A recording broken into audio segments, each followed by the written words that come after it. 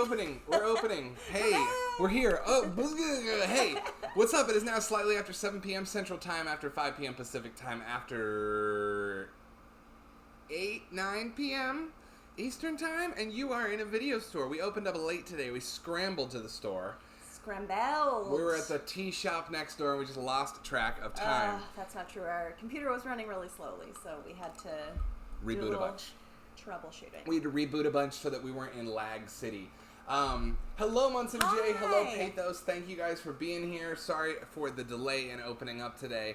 Also, it's starting to get really hot in LA, and we tried turning the AC off and just running our ceiling fan, but it just was not cutting it, so we nixed the ceiling fan and have the AC on. But, spoiler alert, it's a window unit, and you can maybe hear it whining in the background. So, if you hear a little white noise, let us know. I can't do much to fuck with the levels, but I'm going to keep the microphone close to us tonight. Yeah, and y'all just let us know if it's distracting or loud or whatever, and we'll figure out something different. We'll try and figure it out, but we do need the AC on. We're going to be in a very sweaty video store. Yeah. Speaking of which, you are now tuned in to the stream that celebrates the video store, but really celebrates the camaraderie of friends hanging out talking about movies. We have quite the wonderful community here on this stream, and here's what we do. We'll ask you what movies you watched over the past week. We'll tell you what ones we watched. We'll get into a no-holds-barred by that I mean no structure to the conversation about it. We'll try and keep up with you in the chat. We will talk about new arrivals, things that we got into our collection in the past week that we think are cool, I want to show you. And finally, Movie Club, which is a convo about the movie we all watched together, which this week, celebrating Pride Month, in our second or third week of Pride Month. Second. The Skin I Live In by Pedro Almodovar. We just watched this afternoon. We did. And that basically brings us up to speed. I'm one of your two clerks/hosts. My name is Adam Protextor. And I am your second clerk/host. My name is Stephanie Thoreson. And on our lobby desk card here, you'll see kind of rotating Ask Us for Recs. You'll see my socials, Adam's socials, the stores/shows socials. And we do mean social accounts, not social security numbers. Those won't be showing up on there. No. So, sorry. But yeah, follow us on Instagram at You Are in a Video Store for the store, at Protextor for me. Mm-hmm. And at Flock of Schmeagles for me. And Pathos, we are sorry you were on the route to the Radio Shack and found us instead. You found another dead, obsolete media place to hang out. Yeah, and I did miss last week. I missed y'all. I was in the chat. I was not here physically. I was in bed. My period was trying to kill me. She was laid out. So I'm here. I'm back. I'm better than ever, baby. You got sick on top of having a bad period. I did. So she was laid out last week. I did miss y'all, but it was fun being in the chat. If you ever see me in the chat, I'm at DJ Stephanie Michelle on Twitch. It was fun having you in the chat, although I gotta say, even as much as I tend to ramble and talk, with like, and I try to, just gentle viewer, I try to make sure that I'm not talking too much over Stephanie's space as a co-host, not to put you on the spot, but that's something I'm internally saying because I know that I can get caffeinated and ramble. But I gotta say, I truly felt your absence last week because I can talk, but having no one to bounce anything off of next to you, I was like, it was very good to have you back from a hosting perspective as well as a friendship perspective. Aw, that's so sweet. I do want to say, as we roll into our first segment, which is What Do You Watch? Two things. One, the show is interactive, so it very much relies on not just me and Adam, but you as our loyal customers and newcomers to the store. Tell us what you watched. Let's chat. The first part of the show is kind of more fluid, and we like to go down rabbit holes and talk about, double features and opposite double features and favorite X, Y, and Z. So, yeah, just feel free to chat it up, if you will. It up. Hop in there, share your thoughts. The only rules that we have are don't be jerks to each other, which we never really have seen, other than maybe someone surfing through. Mm-hmm. Anyway, we have a good community, but the general rules are don't randomly talk shit on a movie that you haven't seen. Don't take opinions personally. It's a good heated conversation's good, but debate is healthy, but being a maniac, being a butt isn't. But y'all know the deal. We all know the deal. So first of all, I just wonder if who got a chance to watch our movie club pick. I gotta say, I think we watched less this week, or I watched less this week than normal. And so I think that my side of sharing, as well as the new arrivals, are going to be shorter. I think we're probably looking at a shorter stream in general tonight. Mm-hmm. But I wonder who watched. So anyway, that means we'll get to the movie club combo a little faster tonight. Usually it starts around hour 3, but tonight it'll probably start in around 80 minutes or so. Yeah. So who watched it? Did you watch it? And what did you watch this week? Let's talk about it. Yes. Munson J won. Let's start moving backwards. Sadly, did not get to The Skin I Live In. No problem. Have you seen it? Have you ever seen it? We will, before we get into the reason I ask is because it's a twisty-turny movie. So before we get into the conversation, we'll probably have a big spoiler warning section for those who didn't get the chance to catch it. Hey, those are our recs from last week. Booksmart and Nightbreed. How fun! That's awesome. So if you're tuning in for the first time or watching this later, by the way, archival episodes are on youtube.com/babylion. There's the sign. Then you know that we do staff picks as well. So these were our staff picks last week. That's awesome that you watched Booksmart and Nightbreed. Obviously, 2 of our favorite movies. Excuse me. And you have seen Skin I Live In. It, I think, is from 2006. So that was the last time I'd seen it, too. Yeah. The timing, he can't keep getting away with it. Right, Pathos? Well, cool. Also, let's start with Pathos here. Watched very little this week, as we did. Rewatched Titanic and Rumble in the Bronx.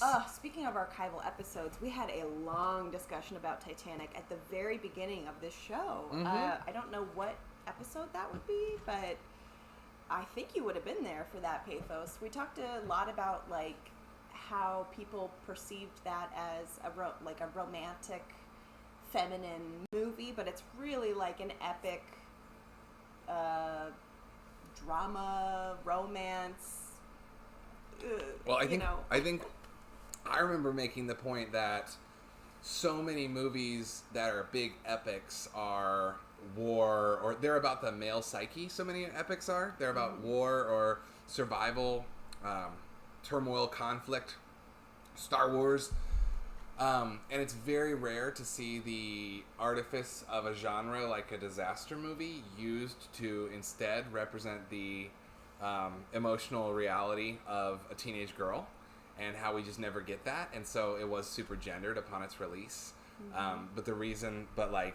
That's total. Anyway, the pushback against it was total bullshit, I think, for that reason. I agree. Love Titanic. Deeply love Titanic, actually. And I deeply love Rumble in the Bronx, one of my favorite Jackie Chan movies. Is Rumble in the Bronx the Jackie Chan movie that ends with the ladder fight? Am I correct in that? Do you know the folding, the work ladder fight? Because if so, that ending sequence is fantastic. I'm a real big fan. Random watch on a late night stream, couldn't sleep. Was like, sure, why not? I mean, oh yeah, Munson J. I was gonna say that was gonna be my double feature recommendation: is Rumble in the Bronx and Jackie Chan's First Strike. I don't know if I've seen First Strike. I don't know if we've watched them together, but so I recently tried to tidy. This was getting a little overwhelming. And I threw a bunch of the movies in drawers, and I had a little stack of Jackie. Sorry to make you scooch so much today, Steph, but I swear I had a little Jackie stacky hiding in here somewhere that I am going to find. Here it is. So here's Rumble in the Bronx, and where is First Strike? First Strike is on DVD. That movie kicks much ass. Yeah. I know First Strike's hiding in here, too. Here it is. I mean, even just these, these stills on the back, I'm like, should we rewatch this? We should always. Tonight? Okay, so that's so funny that I had it confused. I was like, the ladder fight. Jackie Chan's First Strike is the ladder fight in the end. Gotcha. So, a Jackie Stacky. Yeah, those movies are both great, and they're 2 of the movies that really propelled Jackie to U.S. fame. These are after Police Story, so First Strike is so titled because it is Jackie Chan's first strike for America. I believe his character in it is working for the U.S. government, and it's kind of like, tell me if I'm wrong here, Munson. You might remember better than I do, but I believe that the idea behind First Strike is that Jackie's like this legendary super cop, kind of like his super cop character that is being commissioned by the U.S. government, and it's his first time. Sorry, I was trying to put my phone on silent, only to remember that my phone doesn't go to silent. Really? Mm-mm. Oh, that little notch is still broken? Yep. Yes, the CIA hires him. And oh, yeah, this is the one where he snowboards off the mountain. Incredible. And Rumble in the Bronx is so fun. Definitely not shot in the Bronx.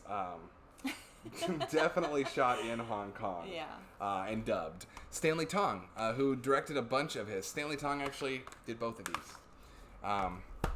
Stanley Tong being one of Jackie's oldest collaborators. And, oh my gosh, I'm everywhere today. And that force that kind of got him to the U.S. as well. I would love to get way into some Jackie, but I'm still waiting.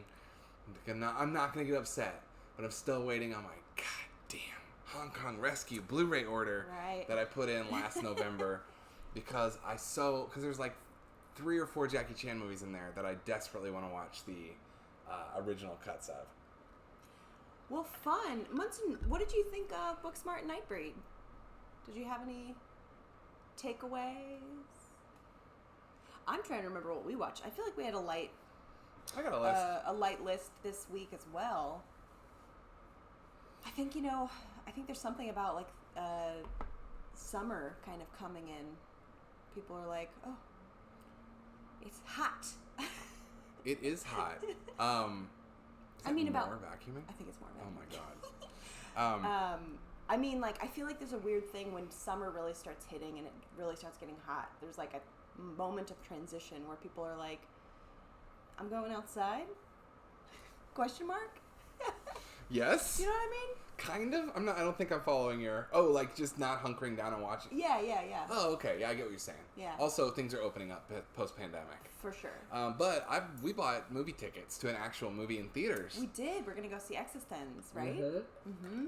Yeah, first movie will be first movie back, well, unless we see something in the interim, which we might, will be Existence at a cool little theater called Brain Dead. I'll just call it Dead Alive. In LA. I don't know, in Fairfax. So I don't know where that is, but we're going to figure it out and see Existence. So that will be very exciting. We did watch Loki as well. We did. It is going to be a fun series. Yeah. I like the setup. I think they're really just looking to have fun.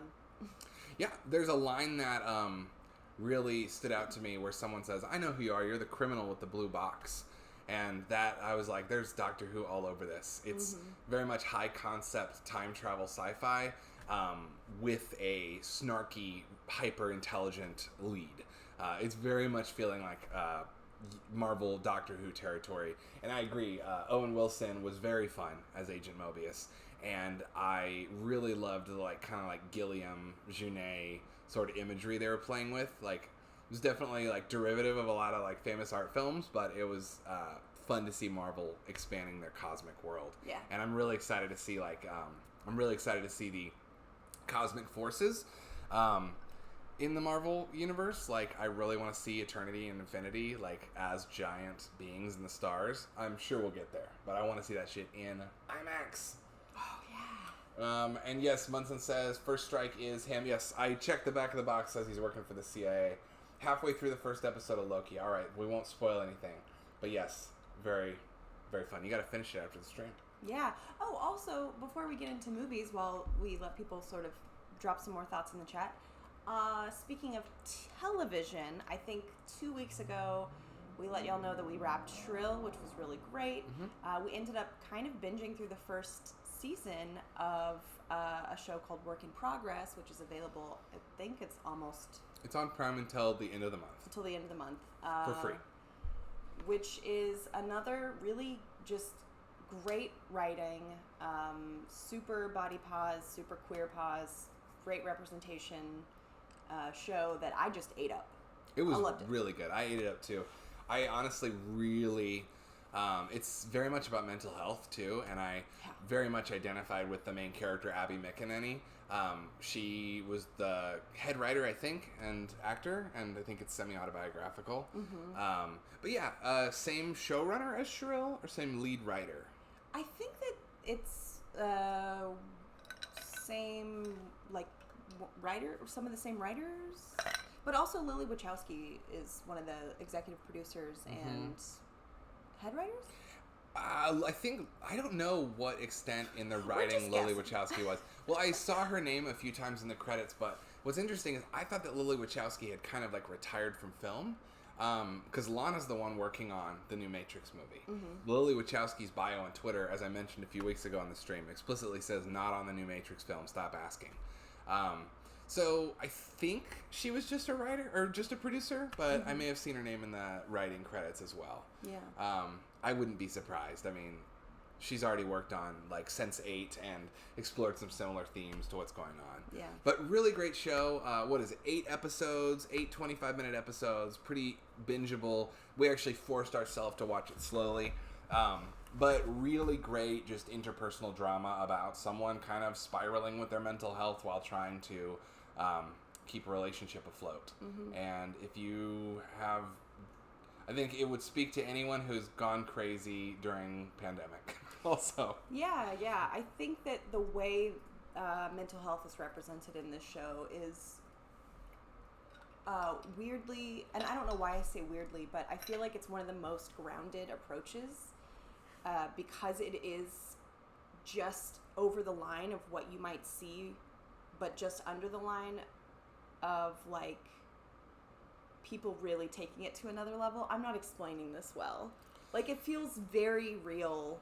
It feels approachable, relatable, but also like, I don't know. How am I trying? Do you know what I'm trying to say? I do. You can like put that in a drawer or something. No, you're good. I think just so we can kill the dings, I'm just gonna bring the volume down there.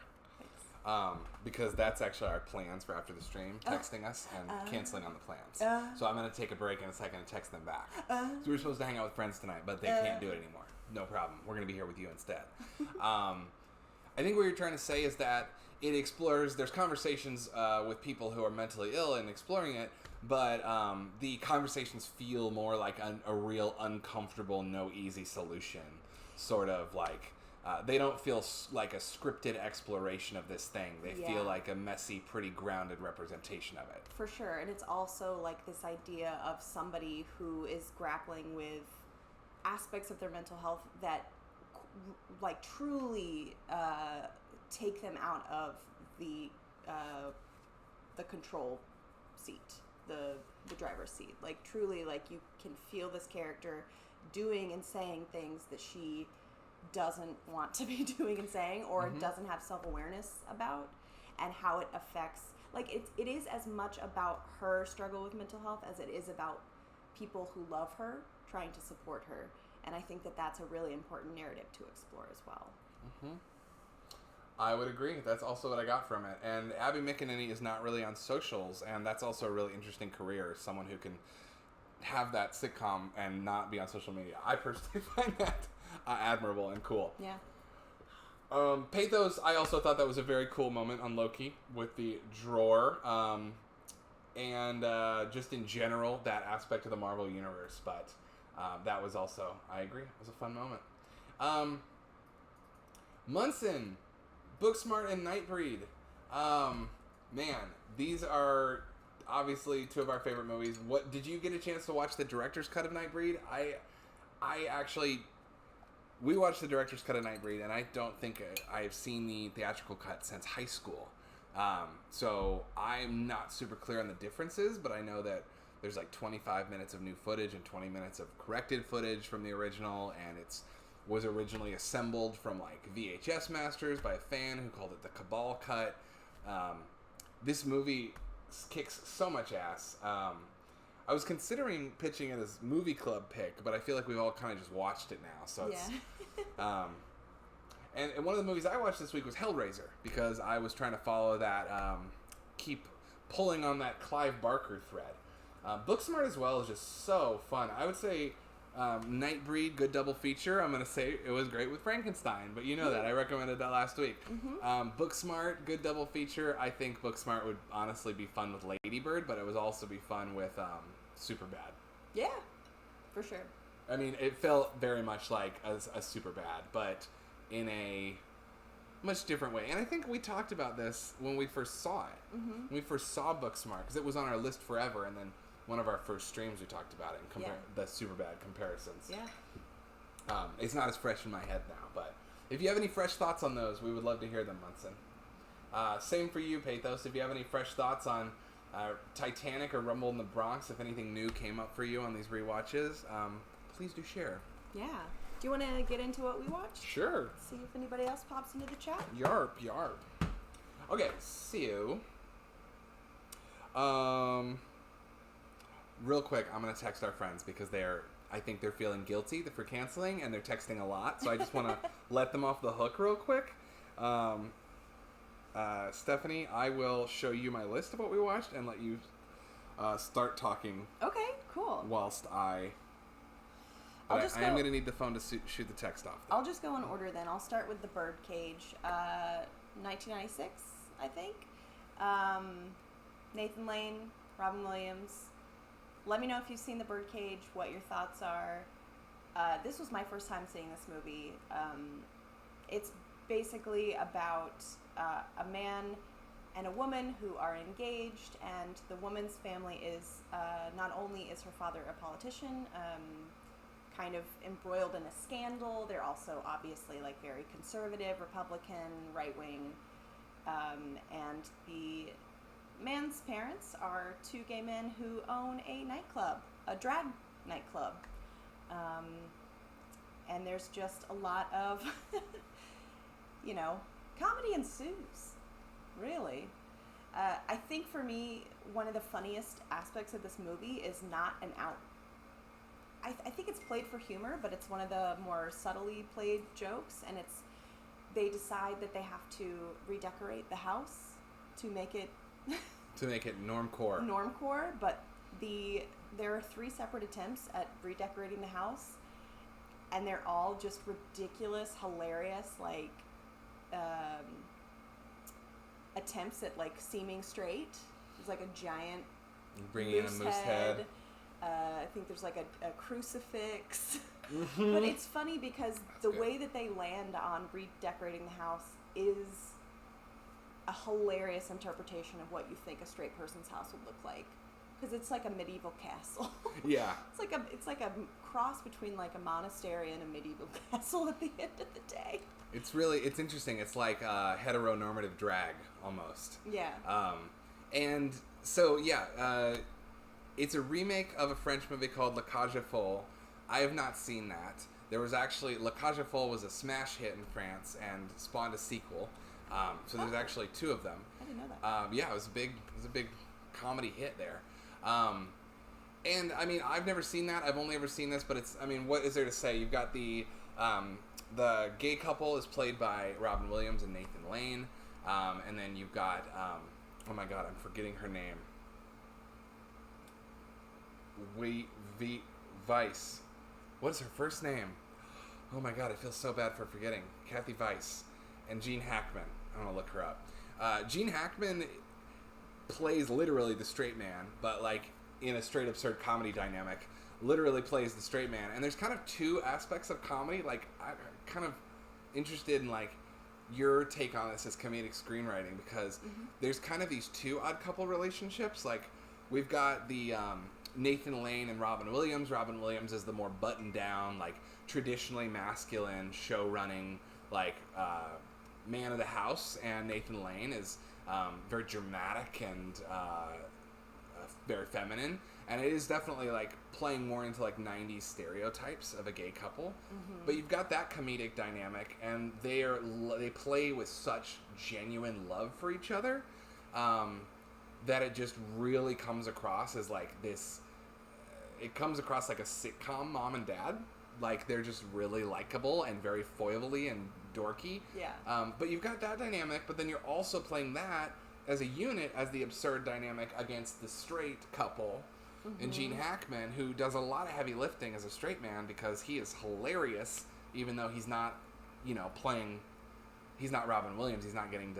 Or Nathan Lane, but he's really holding it down against two comic geniuses. I mean, yeah, come on. Gene Hackman very much holding his own in this comic world, but there's a lot of like comedy dynamics working on top of each other. Like it's always a straight absurd dynamic in everything. It's the main couple, and then you zoom out. Even Gene Hackman and his wife have a straight absurd dynamic. Yeah. Like to her, he's absurd because of his obsessions with morality. Yeah. Like the whole movie is odd couples on top of odd couples. Yeah. Which just makes for great ensemble comedy, honestly. For sure.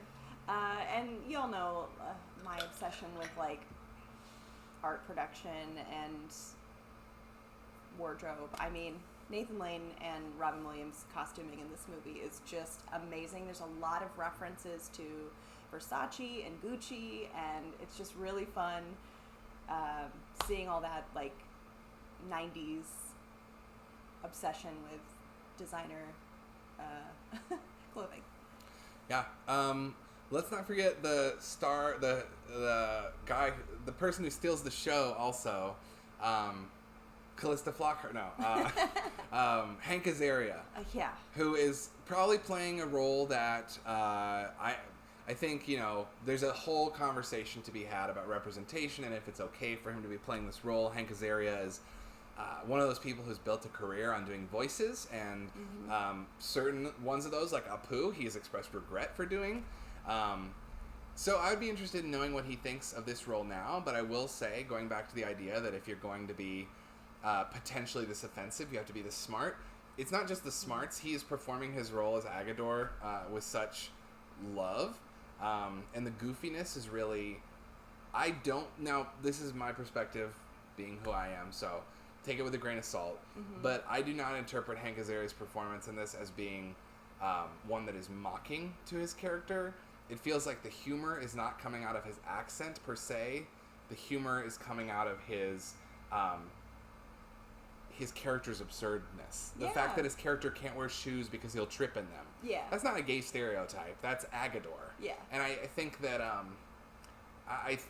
anyway, I don't know if I'm gonna be like, hey, you know what? It's not problematic at all, and woke police, get off my back. I won't say that because I think I'm not equipped to speak on it in that way. But I will say, Hank Azaria is pretty much on fire in this movie, and I kind of felt guilty about how much I thought he was on fire. Well, he's incredible in this movie, and I think your point is like now Hank Azaria would not be cast to play a gay Puerto Rican man. Dominican.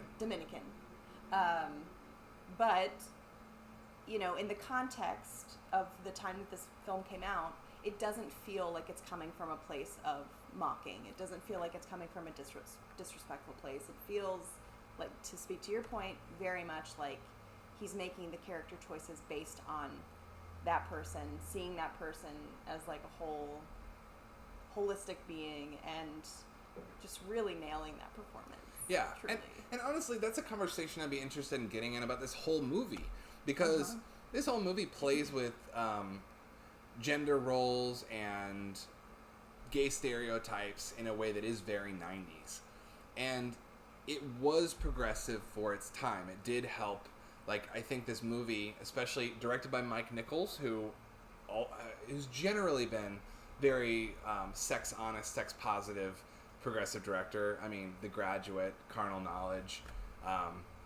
Mike Nichols has always trafficked in relationships and honesty.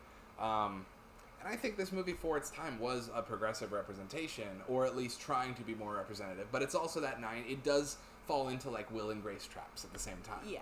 And so I would be really interested in hearing, like, I think, honestly, something I would like to do and will do is in the next few days maybe just Google a little bit and see if there's some pieces on it. Yeah. Because it's a conflicting movie, Yeah. It's definitely working with problematic nuts and bolts, but it's building something very heartfelt and lovely, and in the end is kind of about, it's kind of like anti-judgmental, anti-conservative, and I mean, it ends with Gene Hackman's very right-wing conservative Rush Limbaugh loving character in drag, and surprise, Gene Hackman looks very good in drag. Who would have seen that coming? Mm-hmm. Anyway, very fun. But yeah, let's see what's going on over here. Watch the director's cut of Nightbreed. Nice. By the way, I want to take a sidebar. Is our AC distractingly? Because I'm hearing the whine of it. Yeah, let us know. It right when you said that kicked down and got a little bit quieter. Yeah, the compressor clicked off. We can try and it's hot outside, y'all. I can hear it, but it's not loud. As long as it's not like overwhelming our voices and making it annoying to be here in the stream with us. Like, we don't want to, I don't want it to be something where someone flips to the channel and then they're like, nope. Y'all just let us know. Cool. Sorry, I interrupted you. You were reading Munson's comment here. I was. Okay, so have not seen the theatrical version since college, so I can't remember much to compare between the two. I'd love to see the Cabal cut, which I think is close to 3 hours. So, it's my understanding that the Cabal cut is the director's cut, but I could be wrong there. Did you watch the intro on the disc? Did you watch the Shout Factory disc? If so, there's an intro from Clive Barker talking about it. My understanding of what happened is that there was footage that was lost. A fan found it on an old tape and put together a full, what would be like a work print assembly cut, nothing missing, every single piece of footage there, which is the Cabal cut. And then Clive Barker used that footage to leverage that with the studios that were still holding it. The fan movement got the studios to turn it over, and then he used it to basically redo the Cabal cut in his own way, meaning that yes, it's probably the director's cut's probably not as long as the Cabal cut, but it's includes the same footage, and it was just his edit of it. So I would also be curious to see the Cabal cut, but I hazard to guess that it's very wow. Well, that is fascinating. That's what I got from the intro. But I could be totally wrong. In my understanding of it, the director's cut is the Cabal cut, but done by Clive Barker. So probably not as including as much fat as a fan might keep in. Because a fan might say, I don't have the authority to cut a single frame. And Clive Barker might be like, you don't need these 2 lines of dialogue. This is an awkward cut, etc. Yeah. I think that's what it is. I missed my chance to get the deluxe edition of this from Shout Factory, which is the nifty little box that has the director's cut and theatrical cut in it, but I did not know that another company put out the Cabal cut raw. Link incoming. Oh, okay. We love a good link. We love a good link. Oh no, why is it X'd out? Rad. Well, let me, real quick while we're looking at that,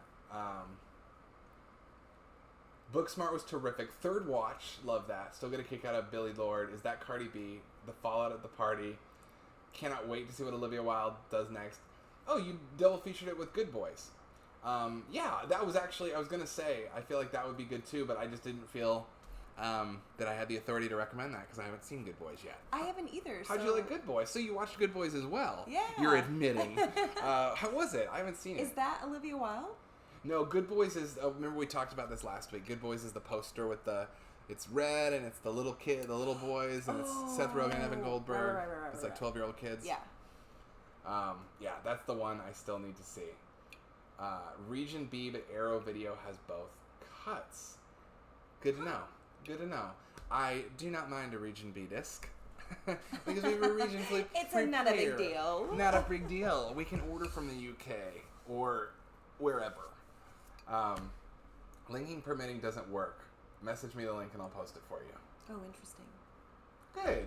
Oh, okay. That's good to know. I was like, I don't know why I will obviously keep forgetting that it exists / what it is, but I feel like I look at the poster and I'm like, is that going to be good? I could see you not jumping at the opportunity to watch 3 12-year-old boys in a comedy from Seth Rogen. Yeah.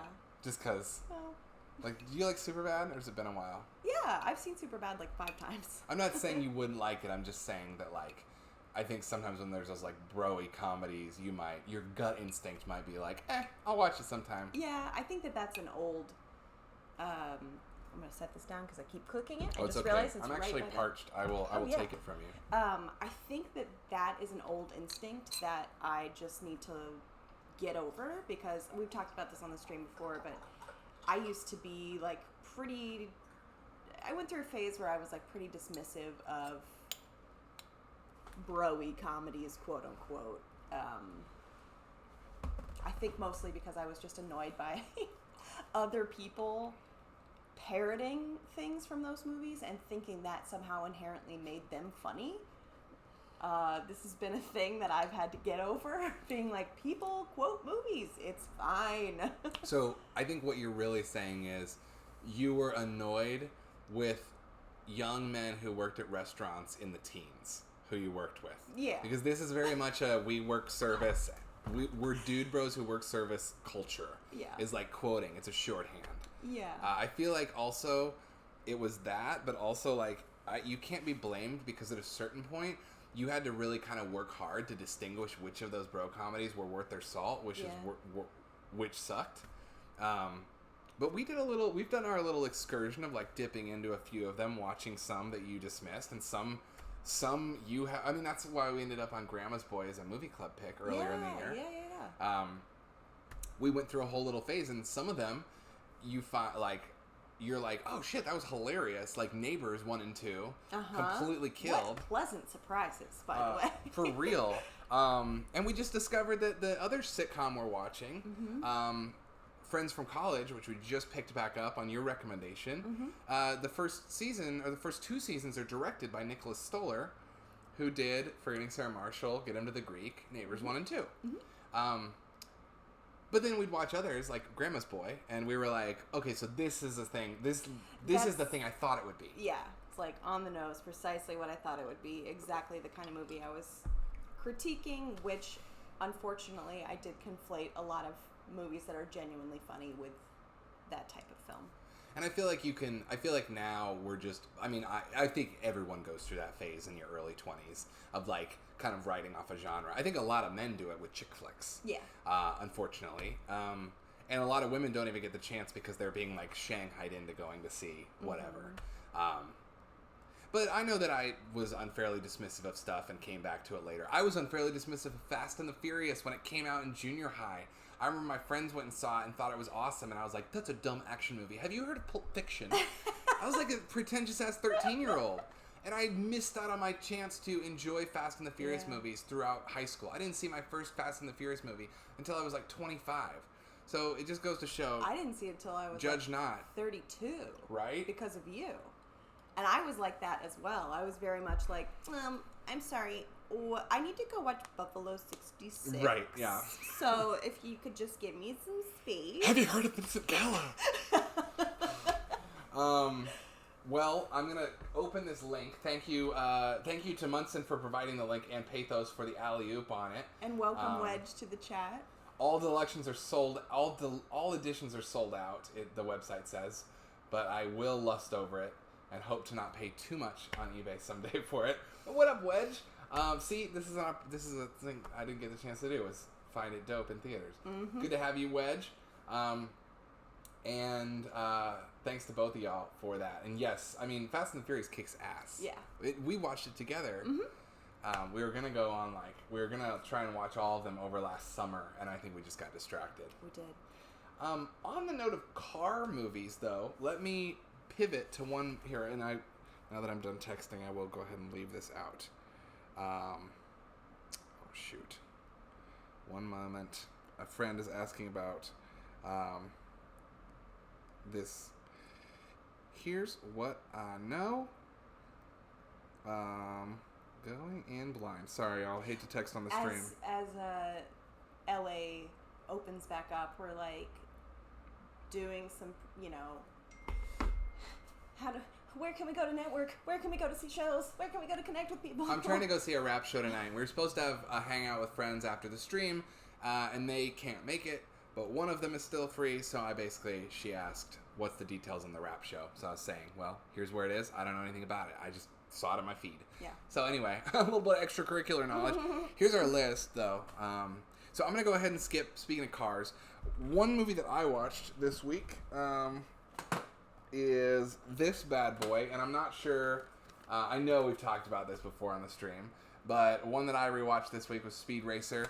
It just so happened that I don't think they're here right now, but Great Job Nerds and another mutual friend of ours mind melded and watched Speed Racer on the same night, out of the blue, without communicating about it. And in our group chat, we're like, one of them was like, "I watched Speed Racer," and then not Wedge, although maybe you watched Speed Racer as well.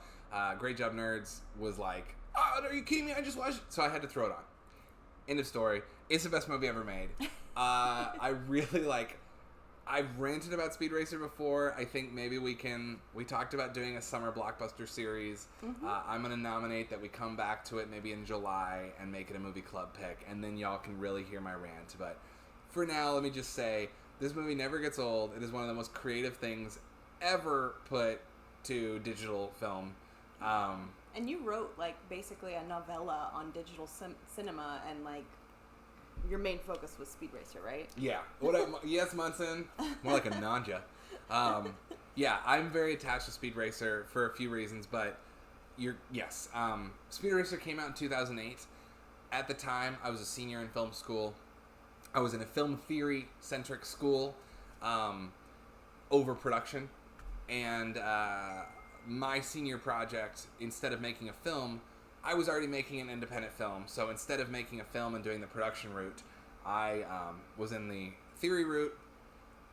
God, I can't talk. So my senior thesis wasn't a student film, it was a paper, and it needed to be a long paper. Like, they expect it to be like a thesis. a thesis. Yeah. So it was mine ended up being like 48 pages long, which is kind of on the shorter side, honestly.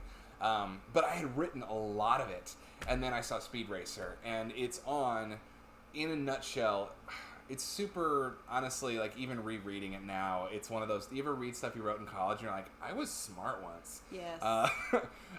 And then you go, what happened? one tear just rolls down your cheek and you look off into the middle distance. Well, without getting too academic film theory nerd on you, my proposition for my thesis was essentially, hey, we keep talking about things that were shot and edited and screened digitally with film language.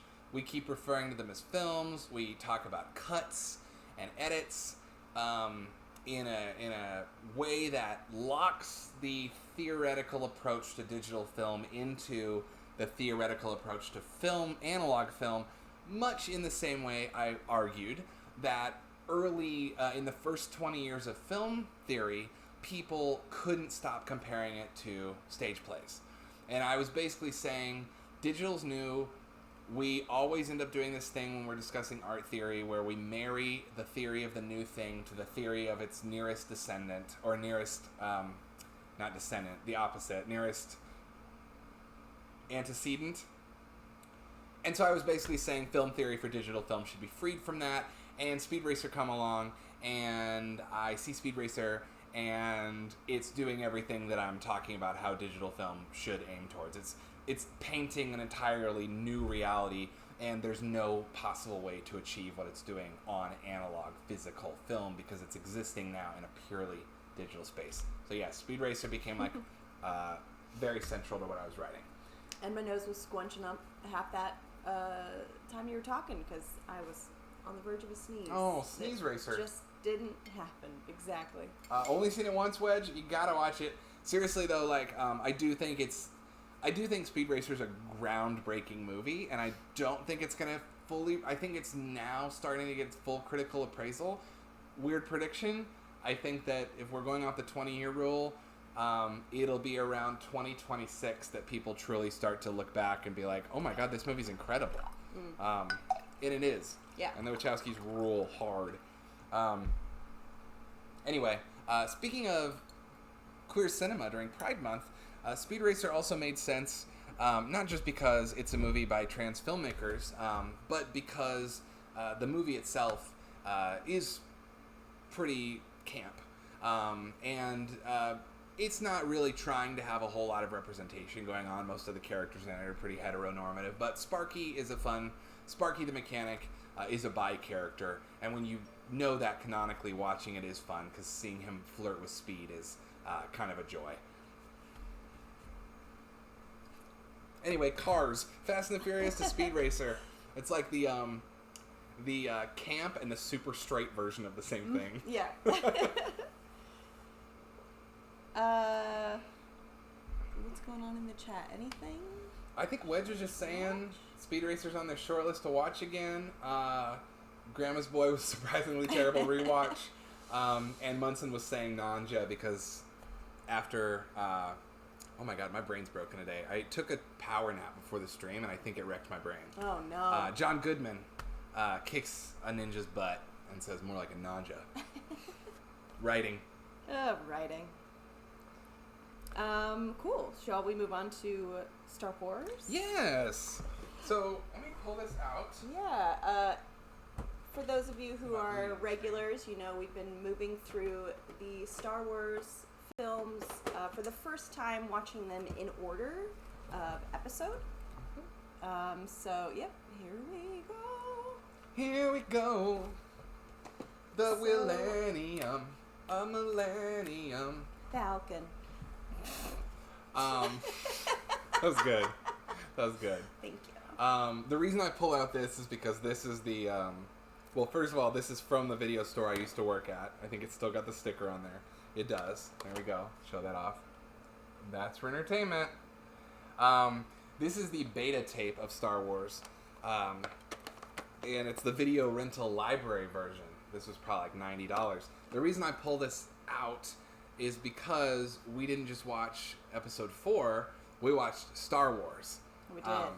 We do have this Blu-ray set, and that's what we watched the prequels on, but we really wrestled with, do we watch the 4K restoration, but it's the special edition with all the shit added, or do we watch the theatrical cut where it's just Star Wars, pre-New Hope, Han shoots first, all that. And we ended up watching no circle ring around the Death Star when it explodes. So we ended up watching that, courtesy of this old box set that I know is like a holy grail for some. I bought this when it came out at Best Buy.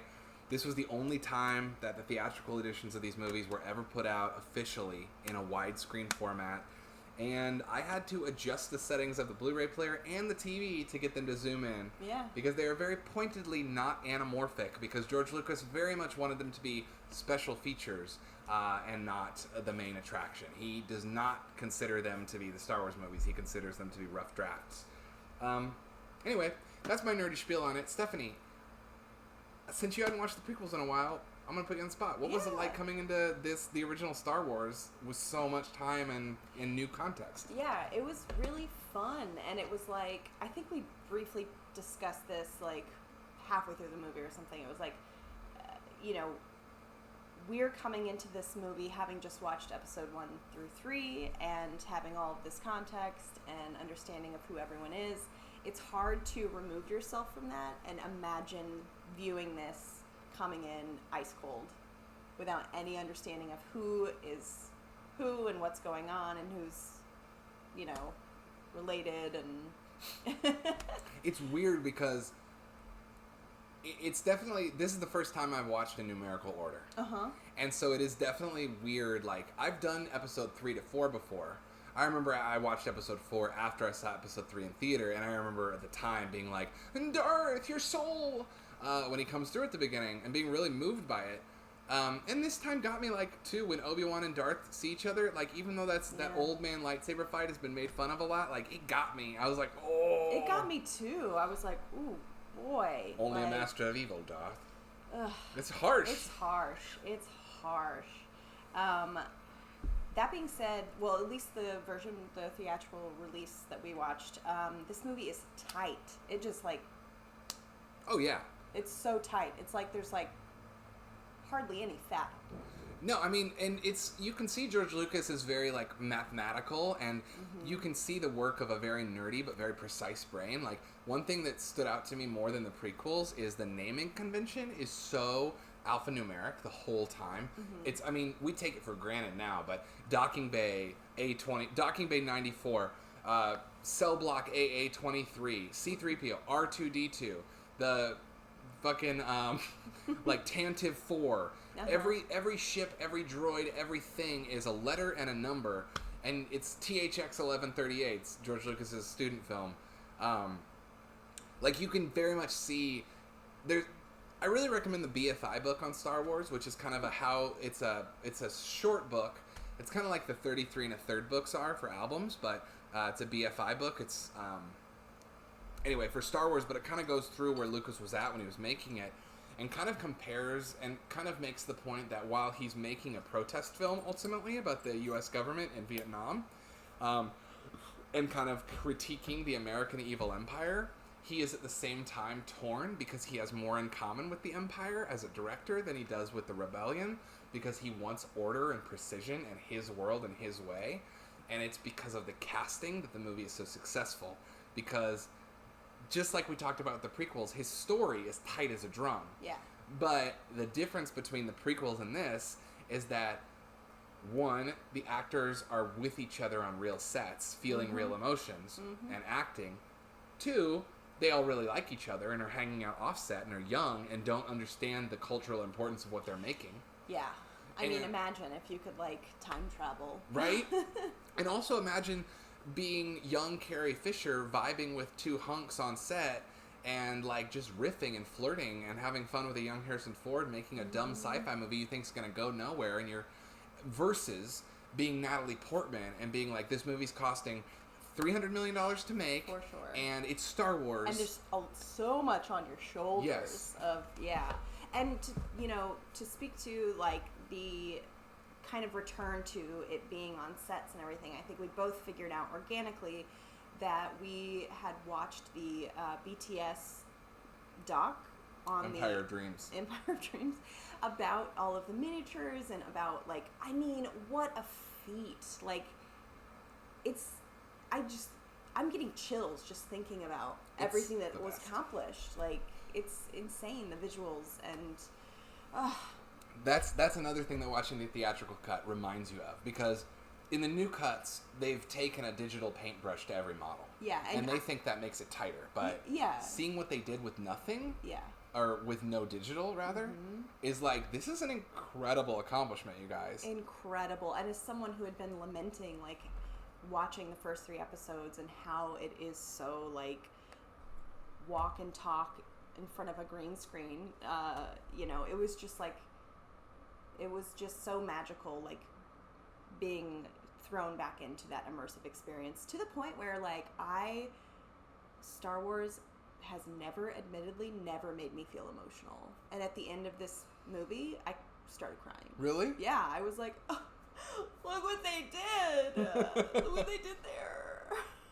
Like, wow. I mean, weirdly, I think this is the first time that I have fully felt the cultural importance of Star Wars. I think that it's not the first time for me, but it was certainly a reminder of a long dormant thought / feeling. Like, it felt familiar, but I will say it's been years. And when I watched it, I also felt the same pang of, like, this is the most important American film ever made. Amazing. Like, y'all did it. And yeah, anyway, just really fantastic, and coming at it from the perspective of, it's also funny. Oh, by the way, the third reason that it works more than the prequels do, just to put a cap on that, is that they're rewriting lines. The actors, like, there's some behind-the-scenes footage where you can see Harrison coaching people on how to do lines. There's a great clip of him on Jedi, where I forget what the line is, so I'm gonna make it up, and forgive me, it's gonna be wrong. But it's like, put me down, 3PO. It's like when they've been captured by the Ewoks, and or listen to me, 3PO, or something. Anyway, and Carrie Fisher and Mark Hamill are both saying it like, put me down, 3PO, put me down, and they're both kind of riffing it in their own way, and Harrison Ford stops them, and he's like, guys, say it together. Practice saying it together. It's funny if you say it at the same time. And then they do it, and that's the take that's in the movie. Or even in Empire, the I love you, I know. That's Harrison Ford ad-libbing. Yeah. And, like, you can tell in this movie, even when he's ad-libbing, there's a looseness. Yeah, exactly. There's a looseness and a youthfulness, and like the moment with the speaker where he goes, "It's a boring conversation anyways." Yeah. Like, you can tell that that's just him riffing and having fun. Totally. Yeah. We're all fine. How are you? Like, that little cringe he does. He's just so charming, and Mark Hamill's so, like, quintessential, farm boy, sword in the stone. He's so young King Arthur, and it's just so much fun, and you can tell why it blew people's minds when it came out. Yeah. I mean, this was out the same year of Sorcerer and Annie Hall, so like the movies, like, this was a unique thing. Anyway, I also got let's see what we got going on here. Okay, so first of all, we skipped over Wedge saying that he watched VV heteronormative movies while you were sleeping in The Princess Bride. I want to get into those and talk about those. Pathos shouted out on the beta. While You Were Sleeping was not as classic as I remembered. Princess Bride is my favorite movie. Princess Bride, I feel like, is a very good favorite movie. So it's like, it's a good movie to have as your favorite movie. Yeah. I feel like kinship, minus the never-ending story, but I feel like there's a kinship there. Last time I was at Con, I'm blanking on his name. Carrie Elvis? Yes. I went to his panel, and he was the sweetest person. Oh my gosh, just charming, sweet, super down to earth. And it wasn't even that big of a panel. It wasn't very packed. It was like pretty loose and chill, and like he was just so nice. I really like him as an actor. Yeah. I had I had a crush on him when I was a kid, and I didn't realize it was a crush, but I wanted to be that character so bad. Like, I think it was also a character like honestly, y'all are gonna be like, you're just talking about Star Wars, Luke Skywalker, come on, because my blonde mop top that I had when we were streaming earlier in the year. But I never really understood, like, Luke was always a hero that I didn't see myself as, but Wesley was just like a dork who became cool, and he kind of like had the same sort of like haircut I did as a kid, and so I was always like, that's me. I wanted to be him so bad. That's cute. Me and Holdenwook used to recreate, I don't know if Holdenwook's here today, but me and Holdenwook recreated the 3 trials in my backyard as kids. We did the poison one by filling up 2 jars of Kool-Aid, but one had vinegar in it. Oh my And God, we had a sword fight a sword fight backwards up the slide that was in our backyard, where we were like, I'm not actually right-handed or left-handed, and catching the stick or whatever we're sword fighting with. Okay. Pathos makes me want to dig out the RCA video disc and see if it still works. You should. I got an RCA video disc of Neverending Story right up there. Adam, have you ever seen the video Star Wars Scene 38 Reimagined? Basically a remix of the original Obi and Vader fight, but also blends in more action. I have seen it. Makes the Obi-Wan Vader fight into an actual fight. Here's the thing.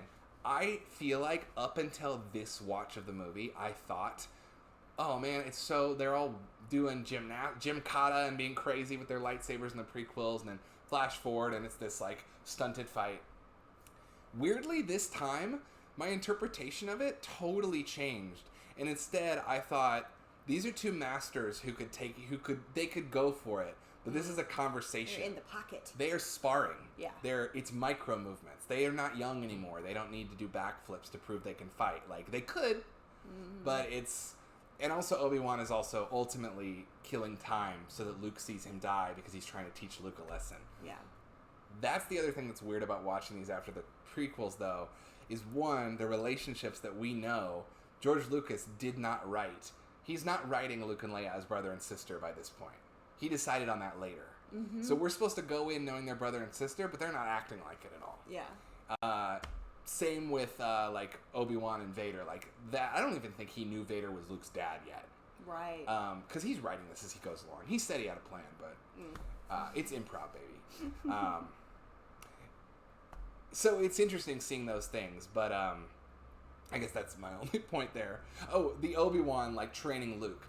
A really interesting lens looking at it is seeing Obi-Wan we were talking about so Obi-Wan's just been watching him grow up and talking to Qui-Gon Jinn in his cave and just hanging out with Qui-Gon and talking and being should we train him? I don't know. Yoda's gonna hate it. Yeah. And it clicks when we get to the next one where Yoda's Obi-Wan, why is he here? Yeah. Why does he know what who he have is? You done? Yeah, what have you done? He's gonna become, worse. He's gonna become Vader 2.0.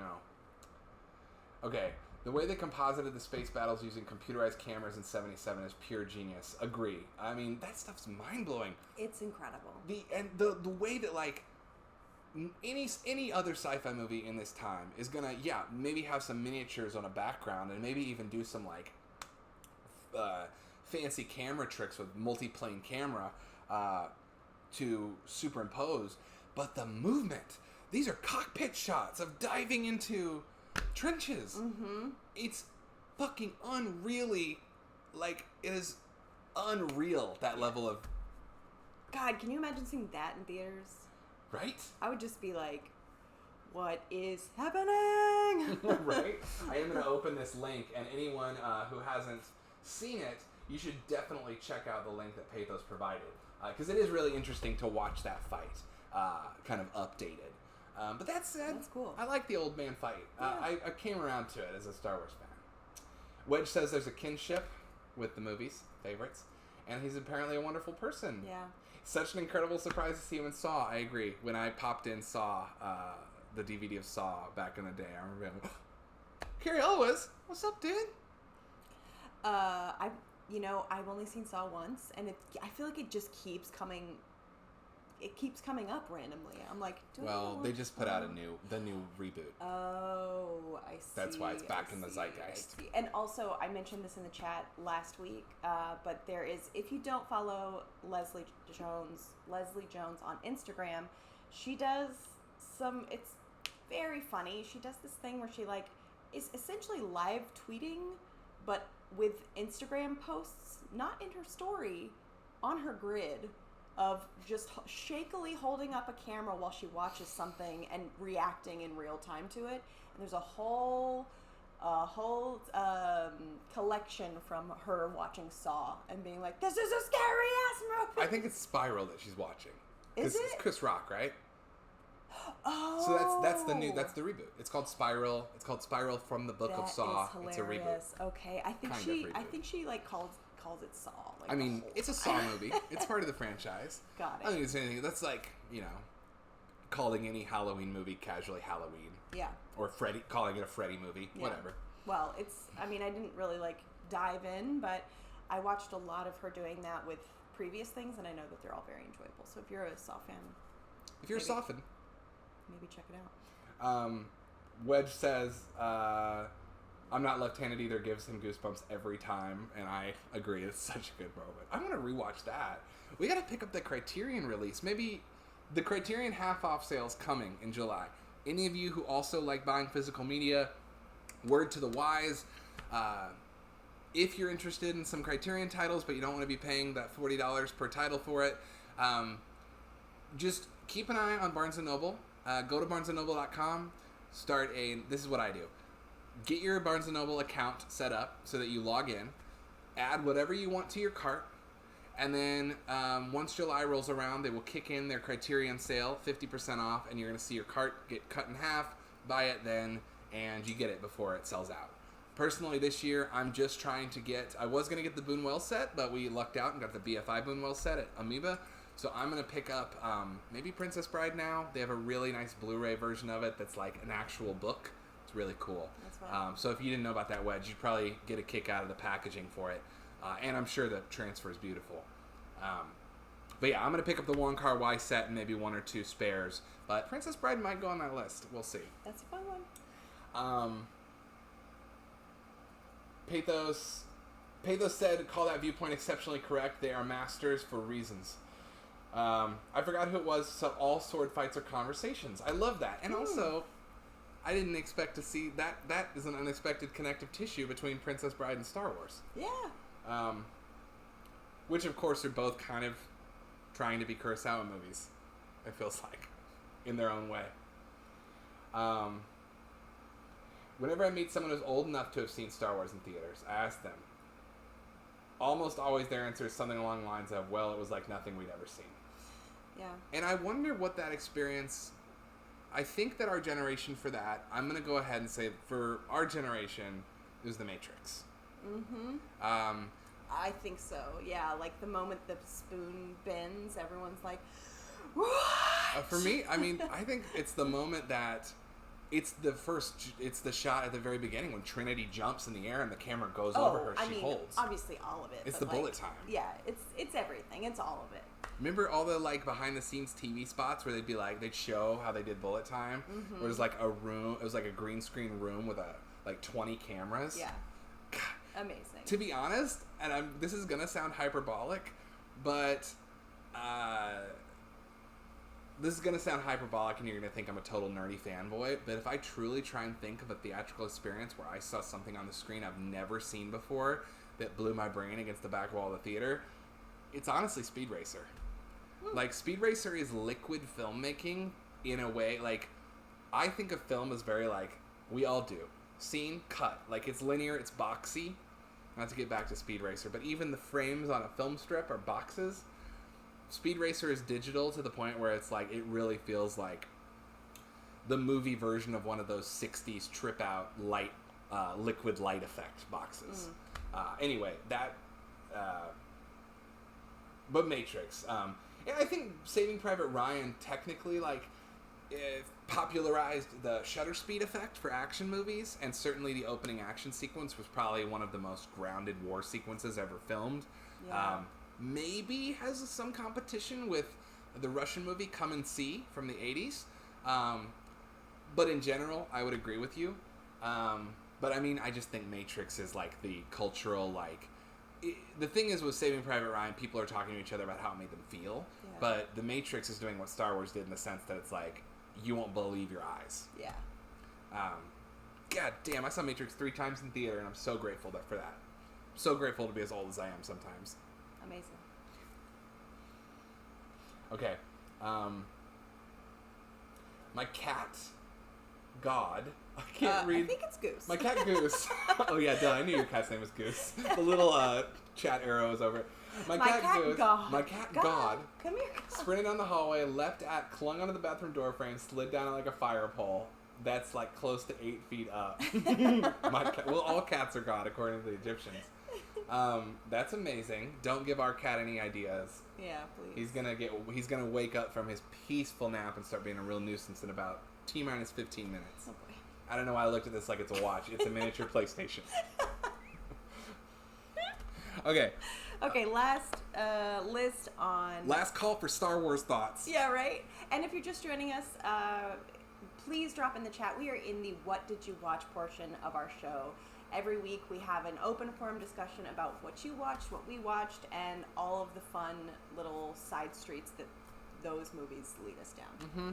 And I'm going to still stick with this double feature concept. So I'm going to go ahead and say that Princess Bride is a great double feature with Neverending Story, because they are both about a little boy reading a book and getting sucked into that world, one more literally than the other.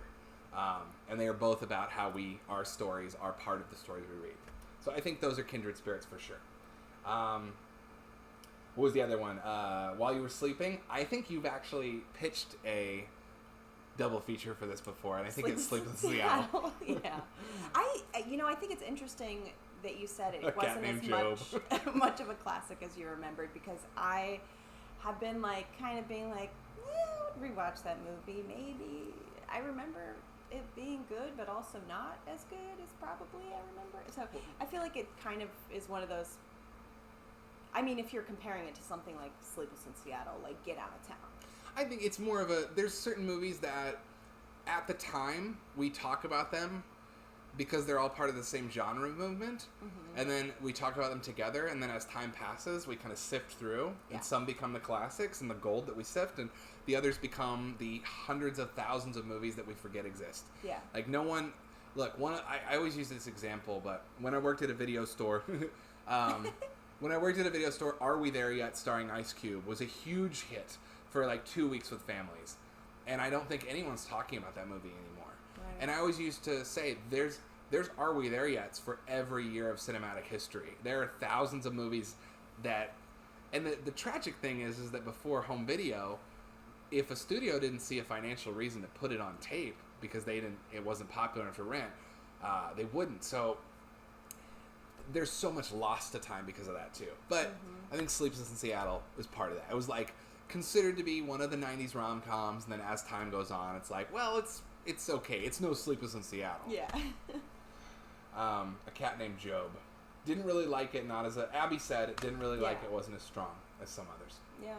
We have, I think, a VHS copy in the back room in your rom-com section. My rom-com section.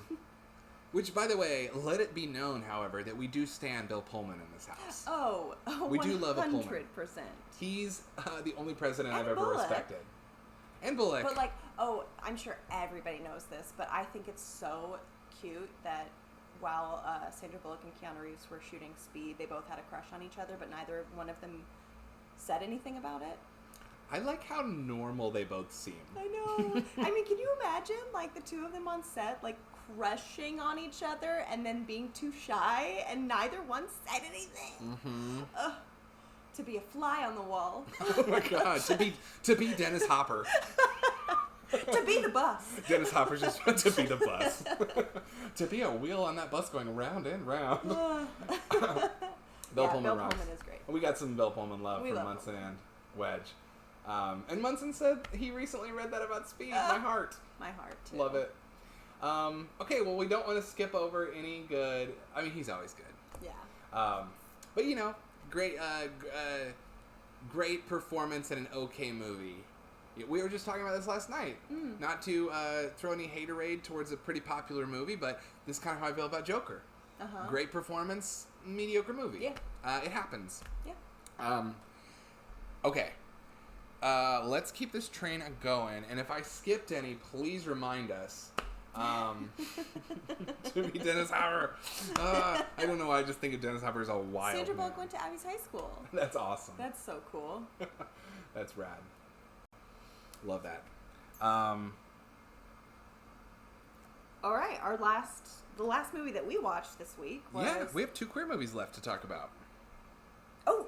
Why don't you do the one that you watched without me, and then we'll do the one we watched together. Will you do me a favor and grab... No, I don't need the DVD. I left the case I'll over get the it. TV. It should be sitting right there. Yeah. It's Hellraiser. I just want to hold it while I talk about it, because I love the art. Agree on Joker, yeah. I always feel like a turd whenever I know something's really beloved. I'm not trying to be an edgelord over here, but I just didn't get that much from that movie. But Joaquin's incredible. Okay. Hellraiser. Look at this art. I mean, this is the original art. You gotta love Arrow for the reversible sleeves.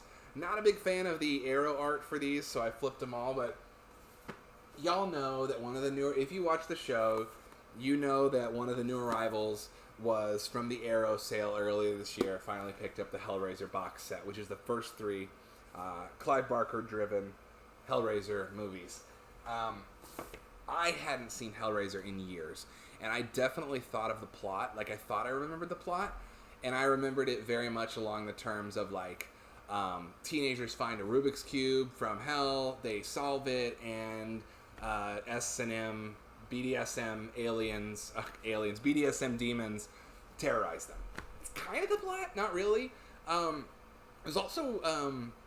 since I had seen this pop up on some lists of queer horror, and since I knew that Clive Barker was gay, which I did not know before, I decided to watch this on the heels of Nightbreed to give it a bit more of a queer reading, and it's there. It's there. I missed it before when I saw it in college and was just watching it for the effects, but this movie is most certainly about someone who pushes the edge of their sexuality to seek pain and pleasure, goes too far, and it's kind of almost this, like, hetero panic dream about, like, sexual deviance destroying the nuclear family.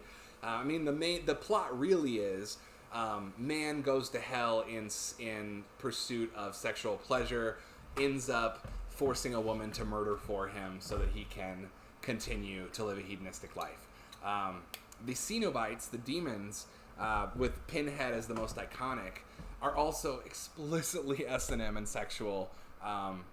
And it was just really interesting watching this after Nightbreed, because I think Nightbreed is a much more out and proud movie, and Hellraiser is definitely exploring the ideas of the other, but it's also doing it through the lens of, like, more explicitly horror. Whereas Nightbreed is, like, more of a fantasy movie than a horror movie, I would say, despite the number of creature effects. Anyway, Hellraiser was a really interesting rewatch. With this lens, and I'm gonna in the next week watch Hellraiser 2 and Hellraiser 3 Hellbound. and see if that trend continues. I remember Hellraiser 2 being my favorite when I first watched through this franchise. So we will see. That famous scene of there's nothing better than that image of the man with no skin on his body scrawled against the wall with "I'm in hell, help me" written in blood.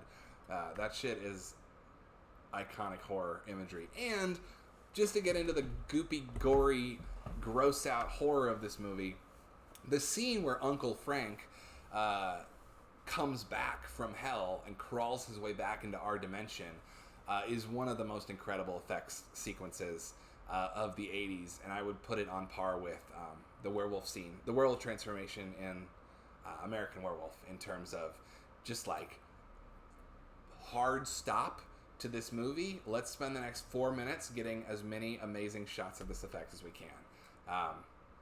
Really great. Really great. And I just sat down. I was listening, from a distance. But I agree with Wedge that I have never seen Hellraiser. I really want to see it, to the point where Adam tried to show me that scene, and I said, no. I put my foot down. I was like, you are not spoiling this for me. No, we'll watch it come Halloween. Yeah. Or, it's around. It's around. But yeah, I got a lot more out of it this time. It's a really, really interesting, very unique movie. It really doesn't follow the formula of a slasher or a monster movie. It really doesn't center any characters that are like the hero in the same way, nor does it really center a villain. And it did remind me of Nightbreed in that way, that it kind of moves through a world and explores the ideas there more than it wants to latch onto a traditional structure. And I think it makes sense that Clive Barker's a novelist who's adapting these things for film, because they really don't feel like burn and churn slasher scripts. They feel very novelistic, like he has a whole world and mythos that you're seeing a part of. I think that makes him a really interesting creator, because you go into his work stepping into his world. Yeah, so cool. Highly recommended. And then finally, the one we watched together, But I'm a cheerleader. And we watched the director's cut of this, which just came out a few months ago. I think in January to Blu-ray it was put out. Yeah. And it's on streaming. We paid to rent it because we wanted to watch the director's cut, because I think we both grew up watching this movie. I didn't. This is my first time seeing this movie. For real? Yeah. I didn't know that. You didn't know that? No. That's why I've been suggesting it so much. I thought you were suggesting it because it was an old favorite like Romeo and Michelle. No. I was like, this is a movie I watched like a handful of times in high school with my friends, because it's an 85-minute poppy comedy. No. That's awesome. Yeah. Okay, so I will just say I have no idea what the difference is between the director's cut and the original are. I didn't really notice anything different. I think there's like 3 minutes different. Yeah, it's not. Yeah. But oh my god, sound off if you've seen this movie. But I'm a cheerleader. Natasha Lyonne, campy comedy about a gay conversion therapy camp. Mm-hmm. That's for even when I've seen. I'm gonna shut up. I want to know what you thought. Well, first of all, I have to wholeheartedly agree with Munson. RuPaul in this movie is the GOAT. Clea Duvall is amazing. Natasha Lyonne is amazing. I loved this movie. I absolutely loved it. It had very like John Waters energy, super campy, like you were saying, full of heart, like just great. I also like, again, I always talk about this kind of stuff, but the set design is amazing. Mm-hmm. I mean, I don't know if this is intentional, and if anybody knows or, wants to Google it, all of the colors are like, all of these like primary colors that they're using, or like offshoots of primary colors, are pretty referential to the lesbian and gay pride flags. The spectrum of pinks and orange and green and blue. I don't know if that was intentional at all. This movie's from 1999, so I would say if those flags existed before 1999, almost certainly they're a reference, because all the boys' quarters clothes are all blue and phallic. Yeah. All of the girls' quarters are pink and floral, and when there's the queer safe house of the older gay couple who takes in the kids who leave the conversion camp. It's the entire house is a pride flag. Rainbows. Every surface is a pride flag. Yeah. And a rainbow. So I mean, I'd say if the lesbian pride flag was debuted in 2002, probably not. But if it was debuted a month before this movie came out, yeah. And I think there is a lot to be said for like what you're saying is the traditional gendered colors being pink and blue. But I loved this movie. I thought it was great.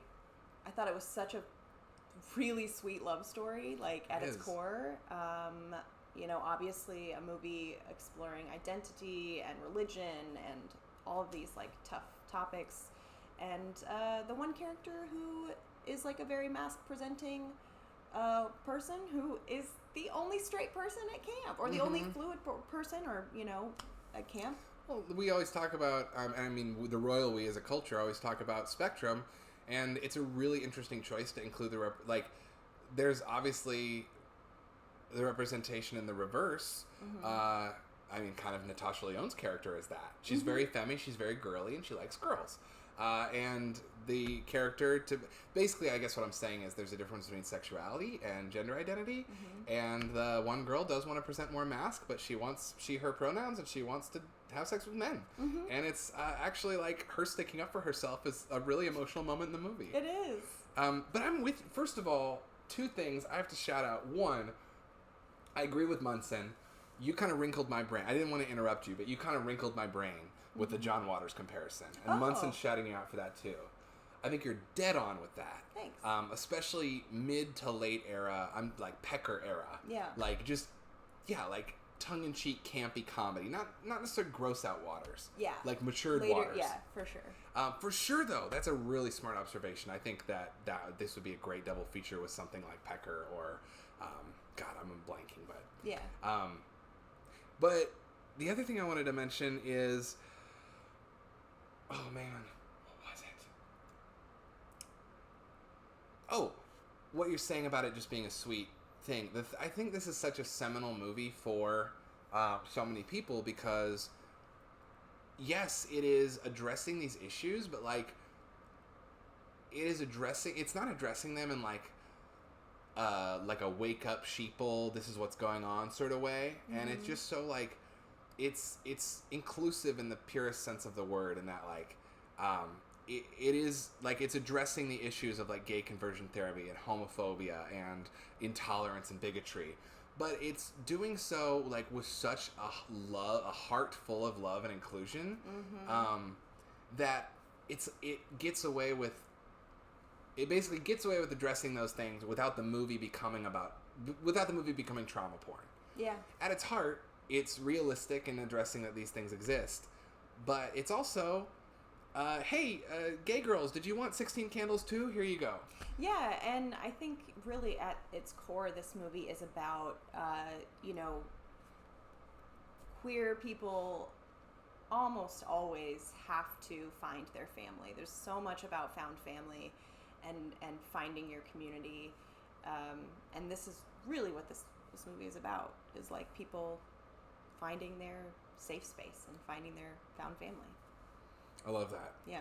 That hadn't occurred to me, but you're totally right. Yeah. I want to draw one more comparison just because I said it, but this movie feels like somewhere between, it's like John Waters meets John Hughes. Yeah. Shaken up with Melissa Etheridge and a bunch of spray paint. Yeah. That's very fun and funny. Yeah, it was great. And Natasha Lyonne and Clea Duvall, I don't know if is this the first time they ever worked together? I didn't know they were long-term collaborators, but they are. I think it's so wonderful. To this day, they still work together. That's cool. And they're like super best friends. That's rad. Yeah. I think we talked about Happiest Season last Christmas time, holiday time. Yeah. Which was Clea Duvall's holiday rom-com. And I think that I don't know if Natasha Lyonne collaborated on that movie, but, they both are still creating and making fun things. I think that Clea Duvall has collaborated with Natasha Lyonne on Russian Doll, which I highly recommend. Season 2 should be coming out soon. I think production was delayed because of the pandemic, but that is, I believe, Natasha Lyonne, Clea Duvall, and Amy Poehler. Right. We'll have to catch me up on that, because we watched one episode and I fell off. Yeah. I think I wasn't wanting a new drama at the time, but I do love Natasha Lyonne. I love very Natasha much. Lyonne. Oh, so very much. I always had she was one of my OG crushes, honestly, from American Pie. Yeah. She's so cool in American Pie. Yeah. I mean, she's just a cool ass person. Come on.